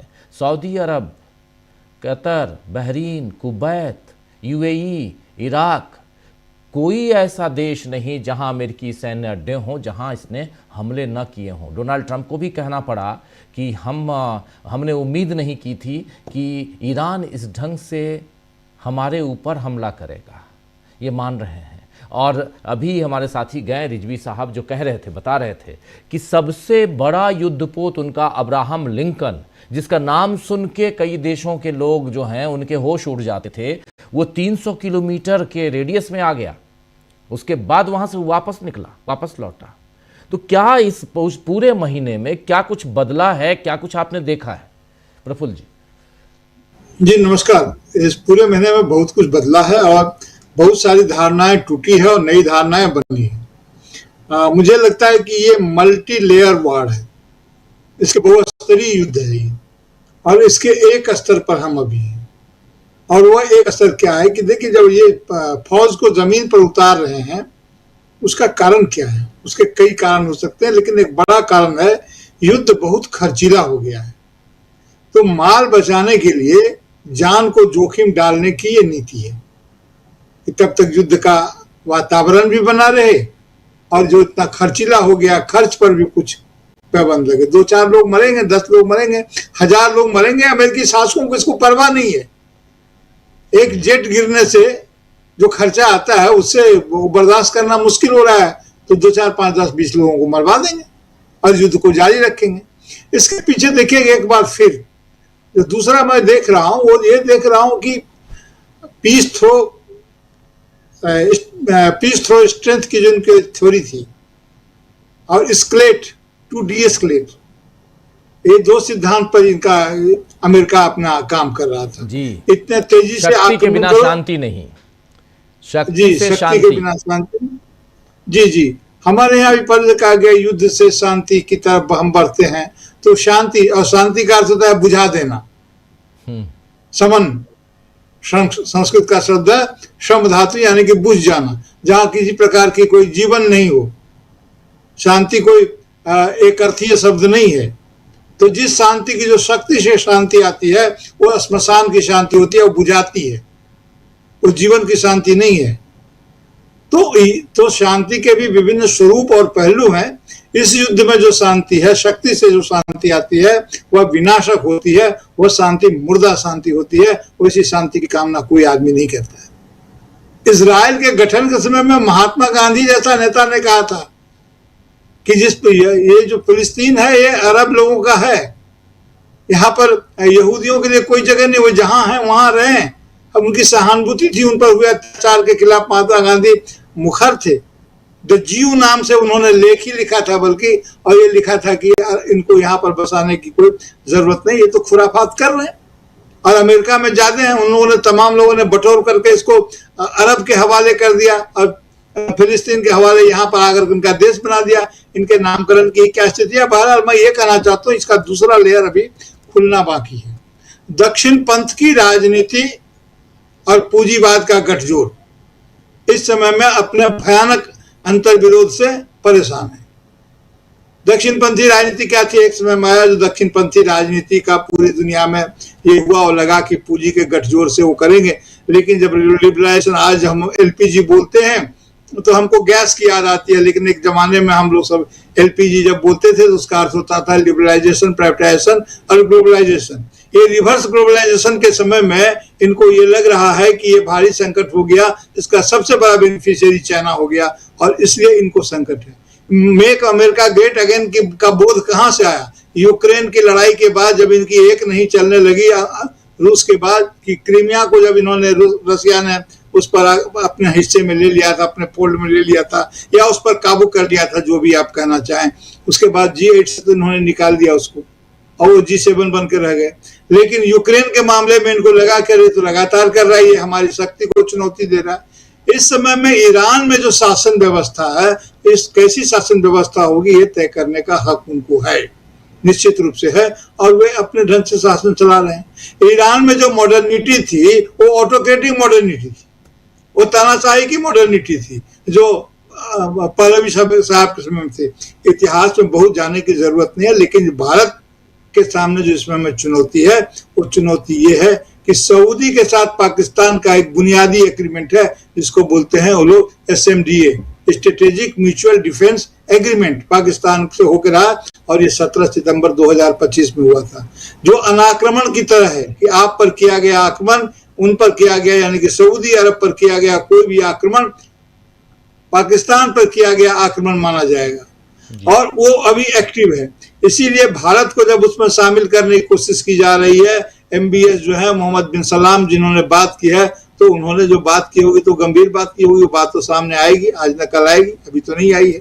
लेकिन बात यही होगी कि जब सऊदी अरब पर जो आक्रमण ईरान का हो रहा है और भारत की इसमें क्या भूमिका है, भारत या तो सीधे सीधे ईरान के खिलाफ आए और अब छुप कर नहीं रह सकता है, या इसके पक्ष में आए, और नहीं तो जैसा कि पाकिस्तान ने कहा है कि उस पर सऊदी अरब पर किया गया कोई भी पाकिस्तान पर अगर कोई आक्रमण होता है तो वो इस बात को जवाब वो भारत पर आक्रमण दे करके इसका जवाब देगा और सऊदी अरब पर किया गया आक्रमण को अपने ऊपर किया गया आक्रमण मानेगा। इस समय की स्थिति ये है।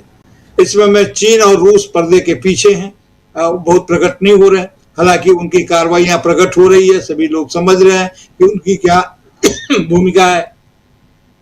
तो निश्चित रूप से ये लड़ाई एक दूसरे लेयर पर भी जब पहुंचेगी, जब ये लोग सब सामने आएंगे, क्योंकि मनुष्यता को खंडित करने वाली ये लड़ाई है। क्या नारा है जो इनके जन्मदिन के बाद जनवरी में शासन में आए थे और इनके ट्रंप साहब के जन्मदिन पर जो नो किंग्स ये नारे के साथ जो शुरू हुआ था, वो क्या होता? सऊदी अरब में तमाम तरह के राजे रजवाड़े हैं, माने मोनार्किज्म है, और ट्रंप महोदय राजा की तरह व्यवहार कर रहे थे। हमारे यहाँ के भी जो मालिक हैं वो भी राजा बनने के फिराक में, तो उन्होंने कहा कि नो नो नो किंग। तो ये जो नो किंग का मुहावरा है ये काफी फैल रहा है और डेमोक्रेसी एक बार फिर अंगड़ाई ले रही है। लोगों को यह बात समझ में आ गई है कि डेमोक्रेसी को ये लोग खा जाने वाले लोग हैं। इसीलिए 9 मिलियन लोग, अमेरिका के अनुपात के हिसाब से प्रेम कुमार सर बिल्कुल ठीक बोल रहे थे, अमेरिका के ज्योग्राफी और उनके डेमोग्राफिक कंसेप्ट के हिसाब से देखें तो 9 मिलियन बहुत लोग होते हैं सर, थोड़े लोग नहीं होते हैं। तो इतने लोग अगर सड़कों पर आकर के, और उसका चुनावी नतीजा भी जयशंकर सर बता रहे थे कि चुनावी नतीजा भी उनको देखना पड़ गया है। तो काफी छटपटाहट में हैं। अब पूंजीवाद अपने शीर्ष पर पहुंचने के क्रम में इस तरह के आचरण से अपने अंतर्ध्वंस को बचा नहीं सकता है, क्योंकि पूंजीवाद को उसके अंतर्ध्वंस से सिर्फ और सिर्फ डेमोक्रेसी बचाती है। इन लोगों ने पूरी दुनिया में डेमोक्रेसी का अवमूल्यन करके, डिवेलुएट करके जो यौद्धिक वातावरण तैयार किया है, जो उनके इरादे में आया है, उससे इनकी पूरी की पूरी कार्रवाई तहस नहस के दौरान है। और ये लड़ाई यहाँ नहीं रुकेगी, ये अभी चलेगी और ये तब तक नहीं रुकेगी जब पावर एक्सिस का बदलाव नहीं हो जाएगा। वो कितना शुभ होगा उसमें अलग बात है, कितना अशुभ होगा अलग बात है, लेकिन ये जब बात शुरू हुई है तो दूर तक जाएगी। और अभी तो इसने पहली मंजिल भी इसने पार नहीं किया है, अभी लड़ाई लंबी है सर। लड़ाई लंबी होगी। अमलेंदु जी, आपको भी लगता है कि ये लड़ाई लंबी होगी? जी, लड़ाई लंबी होगी और जब तक कि बहुत सी संख्या में कॉफिन वापस नहीं पहुंचेंगे तब तक लड़ाई होगी। और जिस तरीके से आज 9 मिलियन लोग जो हैं वो अमेरिका में सड़कों पर उतरे हैं, मुझे लगता है कि ये संख्या दोगुनी और तिगुनी जो है वो अगले शनिवार तक होनी चाहिए। क्योंकि अब जो खबरें आ रही है राजीव जी, वो खबरें तो हैं वो त्रिपोली जहाज जो है उससे पहुंचे हैं 3,500 सैनिक जो हैं, ये खबरें तो आ चुकी हैं, ये पहुंचे हैं। अब लेकिन वो कहाँ पहुंचे हैं, क्या किए हैं, वो दूसरा मसला हो जाता है, उनका क्या इंतजाम किया जाता है। अब अगर राजीव जी कोई प्रयास किया जाता है, जैसे कि चर्चा है कि साहब वो खर्ग आइसलैंड पे जो है वो कब्जा करेंगे और यूएई की तरफ से शायद घुसेंगे या सऊदी तरफ से घुसना चाहेंगे या आसमान से उतरना चाहेंगे, क्योंकि उनकी 42वीं जो बटालियन है पैरा ट्रूपर्स वो आसमान से उतरते हैं। कुछ भी अगर ये प्रयास करते हैं तो एक जमीनी संघर्ष तो राजीव जी अब दिख रहा है, क्योंकि बिना जमीनी संघर्ष के युद्ध का अंत तो होगा भी नहीं। और जमीनी संघर्ष से अब राजीव जी जो विशेषज्ञ हैं उनका सबका कहना ये है कि ईरान की एक चाल ये भी हो सकती है कि पहले इनको अंदर आने दो, पहले ये आ जाए खर्ग आइसलैंड पर, और जब ये आ जाएंगे खर्ग आइलैंड पर तब मारना इनको ज्यादा आसान होगा, बजाय इसके कि इनको रोकने के लिए मारा जाए जी। क्योंकि जब रोकने में आप शक्ति लगा देंगे तो फिर दिक्कत होगी। तो पहले इनको आने दो, अंदर घुसने दो, ये थोड़ा घुस आए 10-5 किलोमीटर तक, तब इनके ऊपर जो है हमला किया जाए। तो यानी पहले ईरान जो है वो हारता हुआ दिखाई देगा कि खर्ग आइसलैंड पर ट्रंप साहब ने कब्जा कर लिया, पहली खबर ये आएगी। और दूसरी खबर जब आएगी तो ये आएगी कि अमेरिका के कि 1,000 सैनिक मारे गए, कि 2,000 सैनिक मारे गए, उनके ताबूत जो है लौट रहे हैं। तो ये भी एक रणनीति समझी जा रही है।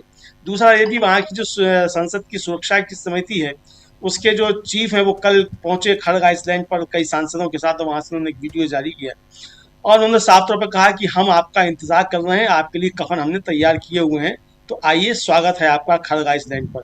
तो इस तरीके की बातें कही जा रही हैं। बागेर कलिबाफ का जो वहाँ की संसद के अध्यक्ष हैं, आपने अभी दिखाया ही थोड़ी देर पहले, वो भी कह रहे हैं। IRGC कह रही है कि आइए आपका स्वागत है, फारस की खाड़ी की शार्क मछलियां जो हैं वो आपका इंतजार कर रही हैं, उनके लिए आप अच्छा भोजन होंगे। तो ये सारी बातें हो रही हैं। तो राजीव जी एक संघर्ष की स्थिति जो है वो तो निश्चित तौर पर बन रही है, और जमीन पर जब ये संघर्ष होगा तब ट्रंप साहब को असली मजे आएंगे, ऐसा लगता है। तो अब जो ये है कि साहब की नेतन्याहू क्या करेगा और इजराइल क्या करेगा। राजीव देखिए संघर्ष की स्थितियां दोनों जगह हैं। आज मतलब कल शनिवार को जो है अमेरिका में ही लोग सड़कों पर नहीं उतरे हैं, शनिवार को इजराइल में भी जबरदस्त तरीके से संघर्ष हुआ है और खूब संघर्ष हुआ है पुलिस से। वहां के एक सांसद जो है उनको पुलिस ने बहुत मैन हैंडल किया है। 21 लोग जो हाइफा में गिरफ्तार किए हैं युद्ध विरोधी आंदोलन करते हुए, जो सब नेतन्याहू के खिलाफ नारे लगा रहे थे। और जो इजरायली मीडिया है वो कह रहा है कि अब पहले तो जो थे वो बहुत कम संख्या में युद्ध विरोधी लोग जुटा करते थे, इस बार जो प्रदर्शन हुआ है बहुत जबरदस्त तरीके से युद्ध विरोधी प्रदर्शन हुआ है। तो ये राजीव जी अब युद्ध विरोधी प्रदर्शन अमेरिका और इजराइल दोनों जगह हो रहे हैं। मतलब आवाम जो उसको समझ में आ रहा है ना कि भाई नेतन्याहू तो युद्ध में नहीं जा रहा, युद्ध में ट्रंप तो नहीं जा रहा, जा कौन रहा है कि आम अमेरिकी आम इजरायली लोगों के बच्चे जा रहे हैं। अगर आम नागरिक मर रहे हैं ईरान में तो राजीव जी जो सैनिक मर रहे हैं वो भी तो आम नागरिकों के बच्चे ही हैं, आसमान से तो टपके नहीं है। तो नुकसान तो आम जनता का वहां भी हो रहा है, चाहे वो इजराइल में हो चाहे वो अमेरिका में हो। तो ये जब परिस्थितियां बढ़ेंगी तो राजीव जी अब ये संघर्ष की स्थिति बढ़ेगी। और मुझको लगता है कि जब तक कि जमीन पर नहीं बढ़ेंगे ट्रंप साहब तब तक पिटेंगे नहीं और ज्यादा, तब तक ये मानेंगे नहीं और इनके खिलाफ अमेरिका में ज्यादा होगा संघर्ष। अब ईरान का चाहे बदल पाए चाहे नहीं बदल पाए, लेकिन वहां परिस्थितियां निश्चित तौर पर बदलती हुई दिखाई देंगी राजीव जी, मुझको ऐसा लगता है। जी प्रेम कुमार जी, ये अगर जो अमेरिका जो बीच में बात आ रही है, अमेरिकी ट्रूप्स को भेजने वाली बात, जो वहाँ पहुँच रहे हैं 3,000, 3,500, 5,000, 10,000, ये सारी बातें हो रही हैं, इन सब का कितना, क्या साइकोलॉजिकली ये इम्पैक्ट डालने की कोशिश है, या सचमुच, और जैसे अभी रिजवी साहब कह रहे थे कि ऑलरेडी इन तमाम जगहों पे, तमाम इलाकों में ऑलरेडी अमेरिकी सैनिक हैं, उसके बाद इतना भेज के, और ईरान में क्या मरवाने के लिए आप भेज रहे हैं? सवाल तो उठता है। और जो हैं आप पहले उसको भेजिए, या इतना फोर्सली आप भेज के आप इसको इस जंग को किस स्ट्रेटजी के साथ, जबकि अभी तक तो आप अगर आप मिसाइलों के ज़रिए, ड्रोन के ज़रिए आप इस जंग में अगर आपको कुछ हासिल नहीं हो पा रहा है, तब आप सैनिक उतारने की कोशिश कर रहे हैं। लेकिन सैनिक उतारने के बाद तो फिर आप एक्सपोज होंगे, अभी तक आप उतने एक्सपोज नहीं हुए हैं। क्या ये स्ट्रेटजी ठीक है अमेरिका की? राजीव जी, इसका उत्तर तो अमेरिका की जनता ने दे दिया है। ये इसी स्ट्रेटजी के विरोध में तो वो उतरे। जब वहां ताबूत पहुंच रहे हैं, कम से कम 13 की खबर तो मुझे 2-4 रोज पहले की बात पता है, तो ताबूत पहुंचे हैं।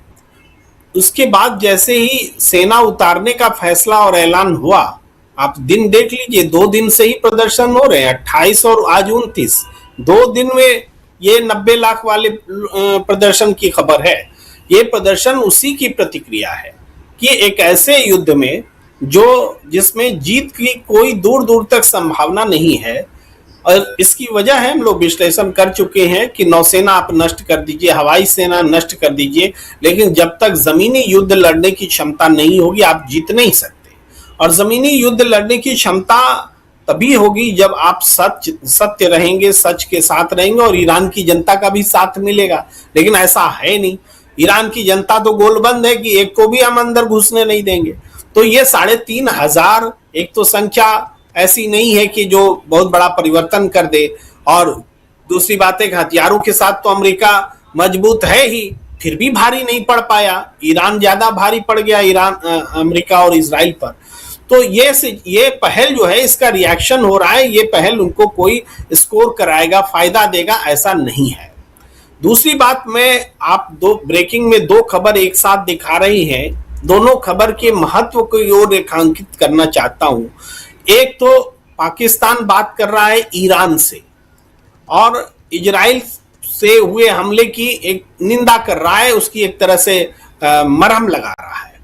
और दूसरी तरफ जब ईरान ने सऊदी अरब पर हमला कर दिया और अमेरिका के वो $700 मिलियन वाले जहाज को गिरा दिया, वो जहाज जो पूरे इलाके में युद्ध को कंट्रोल कर रहा था, रडार को और दूसरे तकनीकी सिस्टम को कंट्रोल कर रहा था, बहुत बड़ी क्षति पहुंचाई। तो उसके बाद हमारे मोदी जी सऊदी अरब के क्राउन प्रिंस से बात करने लग गए। यानी सऊदी अरब पर हमला हो रहा है तो मोदी जी को दुख हो रहा है, और इजराइल को जवाब दे रहा है ईरान, तो पाकिस्तान जो है ईरान को जाकर के फोन कर रहा है। ये लोग दोनों तो अपना अलग खेल खेल रहे हैं, भारत और पाकिस्तान। भाई तुम सऊदी अरब को फोन करोगे तो हम ईरान को फोन कर रहे हैं। लेकिन इस दोनों का जो मतलब है, इसका मतलब बहुत गंभीर है। खास करके भारत वाले पक्ष से हम देखें तो नरेंद्र मोदी जी ने कहा था, 1-2 मिनट लूंगा बस, अपनी बात पूरी कर लूंगा, कि संसद में जब कहा था और बाद में भी रिपीट किया नरेंद्र मोदी जी ने कि ये युद्ध लंबा चलेगा और कोविड से भी बड़ा संकट आने वाला है। तो बहुत लोगों ने लगा, ये हम लोगों भी नहीं सोचा भाई ऐसा डराने वाली बात कर रहे। लेकिन मैंने इस वाक्य का बहुत विश्लेषण किया और सोचा, हमें यह समझ में आया कि इससे ज्यादा बड़ा सच तो नरेंद्र मोदी ने कभी किसी बात पर कुछ कहा ही नहीं। नरेंद्र मोदी ने बहुत बड़ा सच कहा है, क्योंकि उनको पता है कि उन्होंने एक लाइन ले ली है। अब चाहे मरे डूबे या जो भी हो, हम तो डोनाल्ड ट्रंप और नेतन्याहू के साथ रहेंगे, और ये युद्ध लंबा खींचेगा, और ईरान हमको तेल नहीं देगा, रसिया भी नहीं देगा, ऊर्जा संकट होगा, और ये कोविड से बड़ा संकट होगा। हम तो फिर भी जो है हम ये इसी राह पर चलेंगे। हमसे ईरान भी नहीं मानेगा, हमसे रसिया भी नहीं मानेगा, हम संकट को रोक नहीं सकते, कोविड से बड़ा संकट आएगा, लेकिन हम ट्रंप और नेतन्याहू का पक्ष नहीं छोड़ेंगे, चाहे जो हो जाए। इसीलिए कोविड से बड़ा संकट जो नरेंद्र मोदी ने कहा है, एक बहुत बड़ी सच्चाई को बयां किया है, जो उनकी करनी के कारण देश को भुगतना पड़ेगा। जी जी जी जी जी, कैसे देखते हैं आप जयशंकर जी इन तमाम बातों को? और उसमें भी जो शुरुआत में जब मैं प्रेम कुमार जी से जो बात पूछ रहा था, वही सवाल कि यहाँ अगर ये लड़ाई आमने सामने वाली होती है तो इस जंग को कहाँ जाते हुए आप देखते हैं? राजीव जी, बेसिक फर्क इसमें यह है कि अमेरिका से आकर के खर्च में आकर के लड़ाई लड़ेगा जी, और ईरान के लोग अपनी जमीन से लड़ाई लड़ेंगे। तो एक सबसे बड़ा फर्क तो यही आ जाता है ना कि ईरान के लोग उनकी धरती पे आप आकर के करना चाहते हैं, बाहर से कितने लोग आएंगे, क्या करेंगे? और जहां जनता जुट जाती है, एकजुट हो जाती है, जहां के नौजवान एकजुट हो जाते हैं, अभी तक हम ईरान की सड़कों पे कहीं पर भी कोई ऐसा प्रदर्शन नहीं दिखाई दिया है जो एंटी ईरान हो, एंटी ईरानी रिजीम हो, ऐसा तो कोई एक बार भी नहीं दिखाई दिया है। जो पहले शुरू में जो प्रायोजित अमेरिकन स्पॉन्सर्ड होते थे प्रदर्शन, वो एक अलग बात हो सकती थी। इसलिए मुझे नहीं लगता है कि बहुत ज्यादा अमेरिका इसमें सकेगा। हो सकता है कि चेतावनी दे रहा हो, थ्रेट कर रहा हो, या कुछ धमकी गिरफ्त भपकी जैसी बातें हो सकती है, कर रहा हो, ये हो सकता है। लेकिन जमीनी लड़ाई में मुझे लगता है कि अमेरिका को बहुत बड़ी मार पड़ने वाली है, इसमें कहीं दो राय नहीं है। दूसरी बात, जैसे प्रेम कुमार जी ने कहा है, मैं भी कहना चाहता था, पहले वाले टर्म में भी कहना चाहता था, हम पूरी तरह से दुनिया के सामने एक्सपोज हो गए। आज तक भारत की आजादी के बाद से अब तक जो है, कभी किसी की इतनी नैतिक हिम्मत नहीं हुई, इतना साहस नहीं हुआ कि कहे कि हम इजराइल के साथ हैं। हमारे प्रधानमंत्री ने कहा कि हम पूरी तरह से इजराइल के साथ हैं, रहेंगे, बने रहेंगे। एक शर्मनाक बयान था ये। कम से कम उनको अपने पूर्ववर्ती अटल बिहारी वाजपेयी से सबक लेना चाहिए था। जब 1977 में वो विदेश मंत्री बने थे जनता पार्टी सरकार के जमाने में, रामलीला मैदान की सभा में उन्होंने कहा था कि साहब सवाल होते हैं, कहते हैं कि साहब आपका अरब के और इजराइल के खिलाफ के बारे में क्या नजरिया होगा। तो मैं बताना चाहता हूं कि इजराइल ने जो अरबों की जमीन कब्जा की है उसे खाली करना पड़ेगा, और हम इस मामले में फिलिस्तीन के समर्थक हैं। लेकिन सब भूल गए। यहां तो सवाल है कि जब आप फासिज्म की तरफ बढ़ रहे हैं, और वही बार बार मेरे मन में बार बार होता ही है जरूर कि कहीं ना कहीं पेगासस और एपस्टीन फाइल्स जो है वो अपना बड़ा रोल प्ले कर रही है, जो एक नस दबती है, दबाई जाती है, और उसके बाद हम कुछ और बोलना शुरू कर देते हैं। तो ये है, हकीकत है ये। अब संकट कितना, कोरोना चिल्लाते रहिए, कोरोना कुछ और था। कोरोना एक बीमारी थी, महामारी थी। यहाँ कोई महामारी नहीं है, यहाँ किल्लत है, आपके द्वारा पैदा की हुई किल्लत है। सबको पूरी दुनिया को मालूम था कि युद्ध होने वाला है, युद्ध हो रहा है, होने जा रहा है। तो आपने क्या तैयारी की थी, क्या था आपका? सरकार एक तरफ कहती है साहब हमारे भंडार भरे हुए हैं, गैस पूरा भरा हुआ है, गैस है, पेट्रोल है, डीजल की कोई कमी नहीं है। दूसरी तरफ पेट्रोल डीजल कंपनियों पे भार पड़ रहा है, तो आपको एक्साइज ड्यूटी घटानी पड़ रही है। आने वाला अगर युद्ध इसी तरह चल गया तो फिर हमारे हालात तो और बदतर होने वाले हैं। कहीं कि हम तो किसी के रहेंगे नहीं। मतलब होता ना कि ना खुदा ही मिला ना बिसाले सनम, ना हम इधर के रहे ना उधर के रहे, तो हमारी हालत तो ये होने वाली है। और दूसरी बात, एक चीज और आप गौर करिएगा राजीव जी, अभी तक इस युद्ध में, जैसा हमारे मित्रों ने भी एक दो कहा, रूस और चीन बड़े प्लेयर हो सकते हैं। अभी वो पर्दे के पीछे, चाहे वो ईरान का साथ दे रहा हो, नहीं दे रहा हो, क्या कर रहे हैं स्ट्रेटेजिकली, उनका एक अलग बात है। लेकिन अगर अमेरिका अपनी फौजें भेज दिया ईरान की जमीन पर, सरजमीन पर, वहां खरब में भेज दिया, तो उस समय रूस और चीन की भूमिका क्या होगी ये कहना बड़ा मुश्किल है। हो सकता है कि तब खुल करके लोग भी ईरान के पक्ष में सामने आए। अभी तक तो मतलब एक मॉरल सपोर्ट उनका है, लेकिन वो बड़ी बात हो सकती है। कायदे से तो भारत को भी इसी खेमे के साथ रहना चाहिए था और कहना चाहिए भाई देखो ये अंतर्राष्ट्रीय दादागिरी का जमाना नहीं है, ये डेमोक्रेटिक दुनिया है, दुनिया में डेमोक्रेसी है, तो आप उसी हिसाब से काम करिए। रिजीम कहाँ कौन रूल करेगा, कौन रिजीम रहेगी, ये वहां के लोगों का फैसला होना चाहिए। वो लोग फैसला करेंगे। हम अपना अमेरिका में करें, ठीक है, रिपब्लिकन होंगे या डेमोक्रेट होंगे, ये हम आपस में तय कर लेंगे। लेकिन वेनेजुएला में कौन राष्ट्रपति होगा, ये वेनेजुएला के लोग तय करेंगे। ईरान में कौन हुकूमत करेगा, ये ईरान के लोग तय करेंगे भाई। तो इतनी तो रहनी चाहिए। इसलिए अंतर्राष्ट्रीय बिरादरी को राजीव जी मैं कहना चाहता हूं, चाहे नाटो के देश हो, यूरोप के देश हो, चाहे एशिया के देश हो, जो अभी तटस्थ होने की बात कर रहे हैं, उन सारे देशों को भी मिलकर के एक बार विचार करना चाहिए और कहना चाहिए कि भैया ट्रंप महाराज और बेंजामिन नेतान्याहू साहब, आप अंतर्राष्ट्रीय युद्ध के अपराधी हैं। आपने युद्ध शुरू किया है, बेवजह शुरू किया है, बिना किसी कारण के शुरू किया है, क्योंकि कभी आप कहते हैं रिजीम चेंज कराने के लिए कर रहे हैं, कभी कहते हैं कि परमाणु बम का जखीरा तैयार कर लिया है। इराक के बारे में कुछ नहीं साबित हुआ, लीबिया के बारे में कुछ नहीं साबित हुआ, सीरिया में ऐसा कुछ भी नहीं हुआ, तो आपने क्यों किया? तो ये सवाल अगर उठने लग जाए, जिस तरह के अमेरिका की सड़कों पर उतर रहे हैं, खास यही काम भारत की सड़कों पर भी शुरू हो जाए, बांग्लादेश पाकिस्तान की सड़कों पर भी शुरू हो जाए, दुनिया के अन्य हिस्सों में भी शुरू हो जाए कि भाई युद्ध बंद होना चाहिए, लेकिन जो युद्ध का अपराधी है उसको सजा भी मिलनी चाहिए। जी राजीव जी। जी बिल्कुल बिल्कुल। प्रफुल्ल जी, जरा क्लोजिंग कमेंट आपसे जल्दी से, कि क्या आपको भी लगता है कि शांति तो बहुत ज़रूरी है, इसमें कोई दो राय नहीं है, लेकिन अमेरिका उस तरफ बढ़ते हुए दिखाई देता है क्या? डोनाल्ड ट्रंप के जो बयान शांति के आते हैं, क्या वो बयान सचमुच धरातल पे उतरते हुए दिखाई देते हैं क्या? नहीं, बिल्कुल नहीं। वो उनके बयान तो उस शांति को तो दिखाते नहीं जिस शांति की तलाश इस सभ्यता को है। इस सभ्यता को तलाश है ओम शांति की। इस सभ्यता को तलाश है शांति, इतनी आसान चीज नहीं है। और इसके आध्यात्मिक जो दर्शन है वो तो बात अलग है, लेकिन राजनीतिक आशय भी यही है कि सहअस्तित्व की और समानता की भावना के बिना कहीं शांति हो ही नहीं सकती है। बहुत प्रसिद्ध नारा है, जब तक भूखा इंसान रहेगा तब तक धरती पर तूफान रहेगा।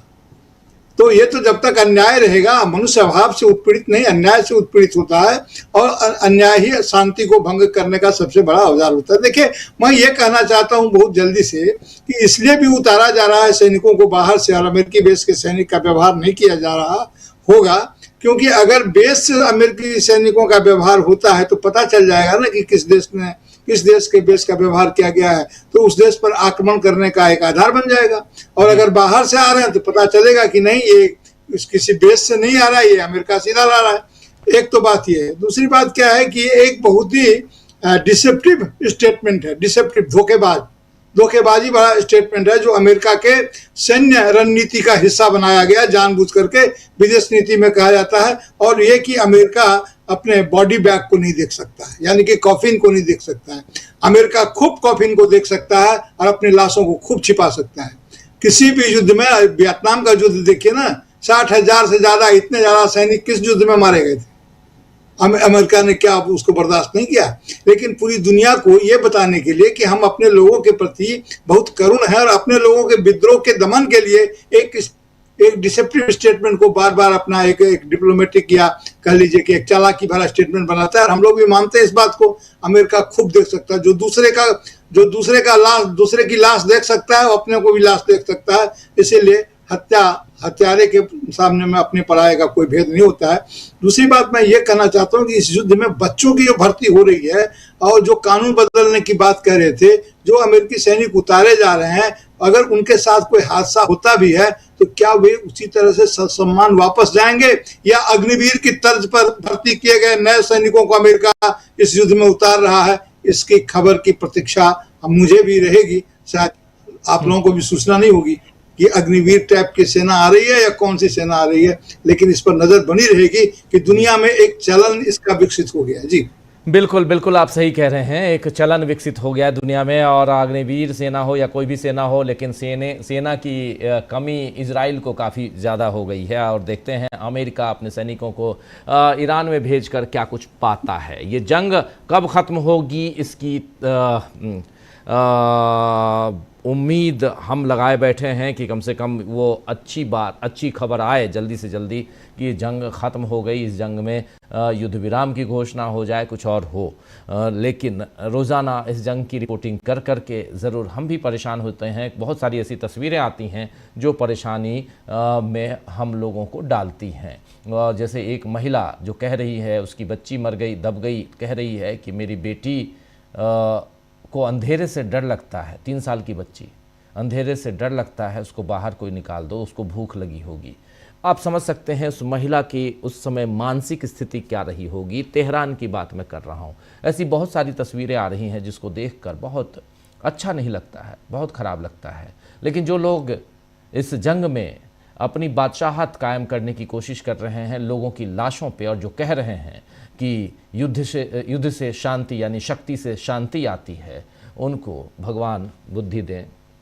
जो भी हो, ईश्वर, अल्लाह, गॉड, जो भी हो वो बुद्धि दें, या उनके लोग ही, आसपास के लोग ही बुद्धि दें। लेकिन कहीं से बुद्धि आए डोनाल्ड ट्रंप को, कहीं से बुद्धि मिले यहाँ नेतन्याहू को, यह उम्मीद करता हूँ। बहुत बहुत शुक्रिया आप तमाम साथियों, जयशंकर जी, प्रफुल्ल जी, प्रेम कुमार जी, अमलिंदु जी, और साथ में 2 साथी और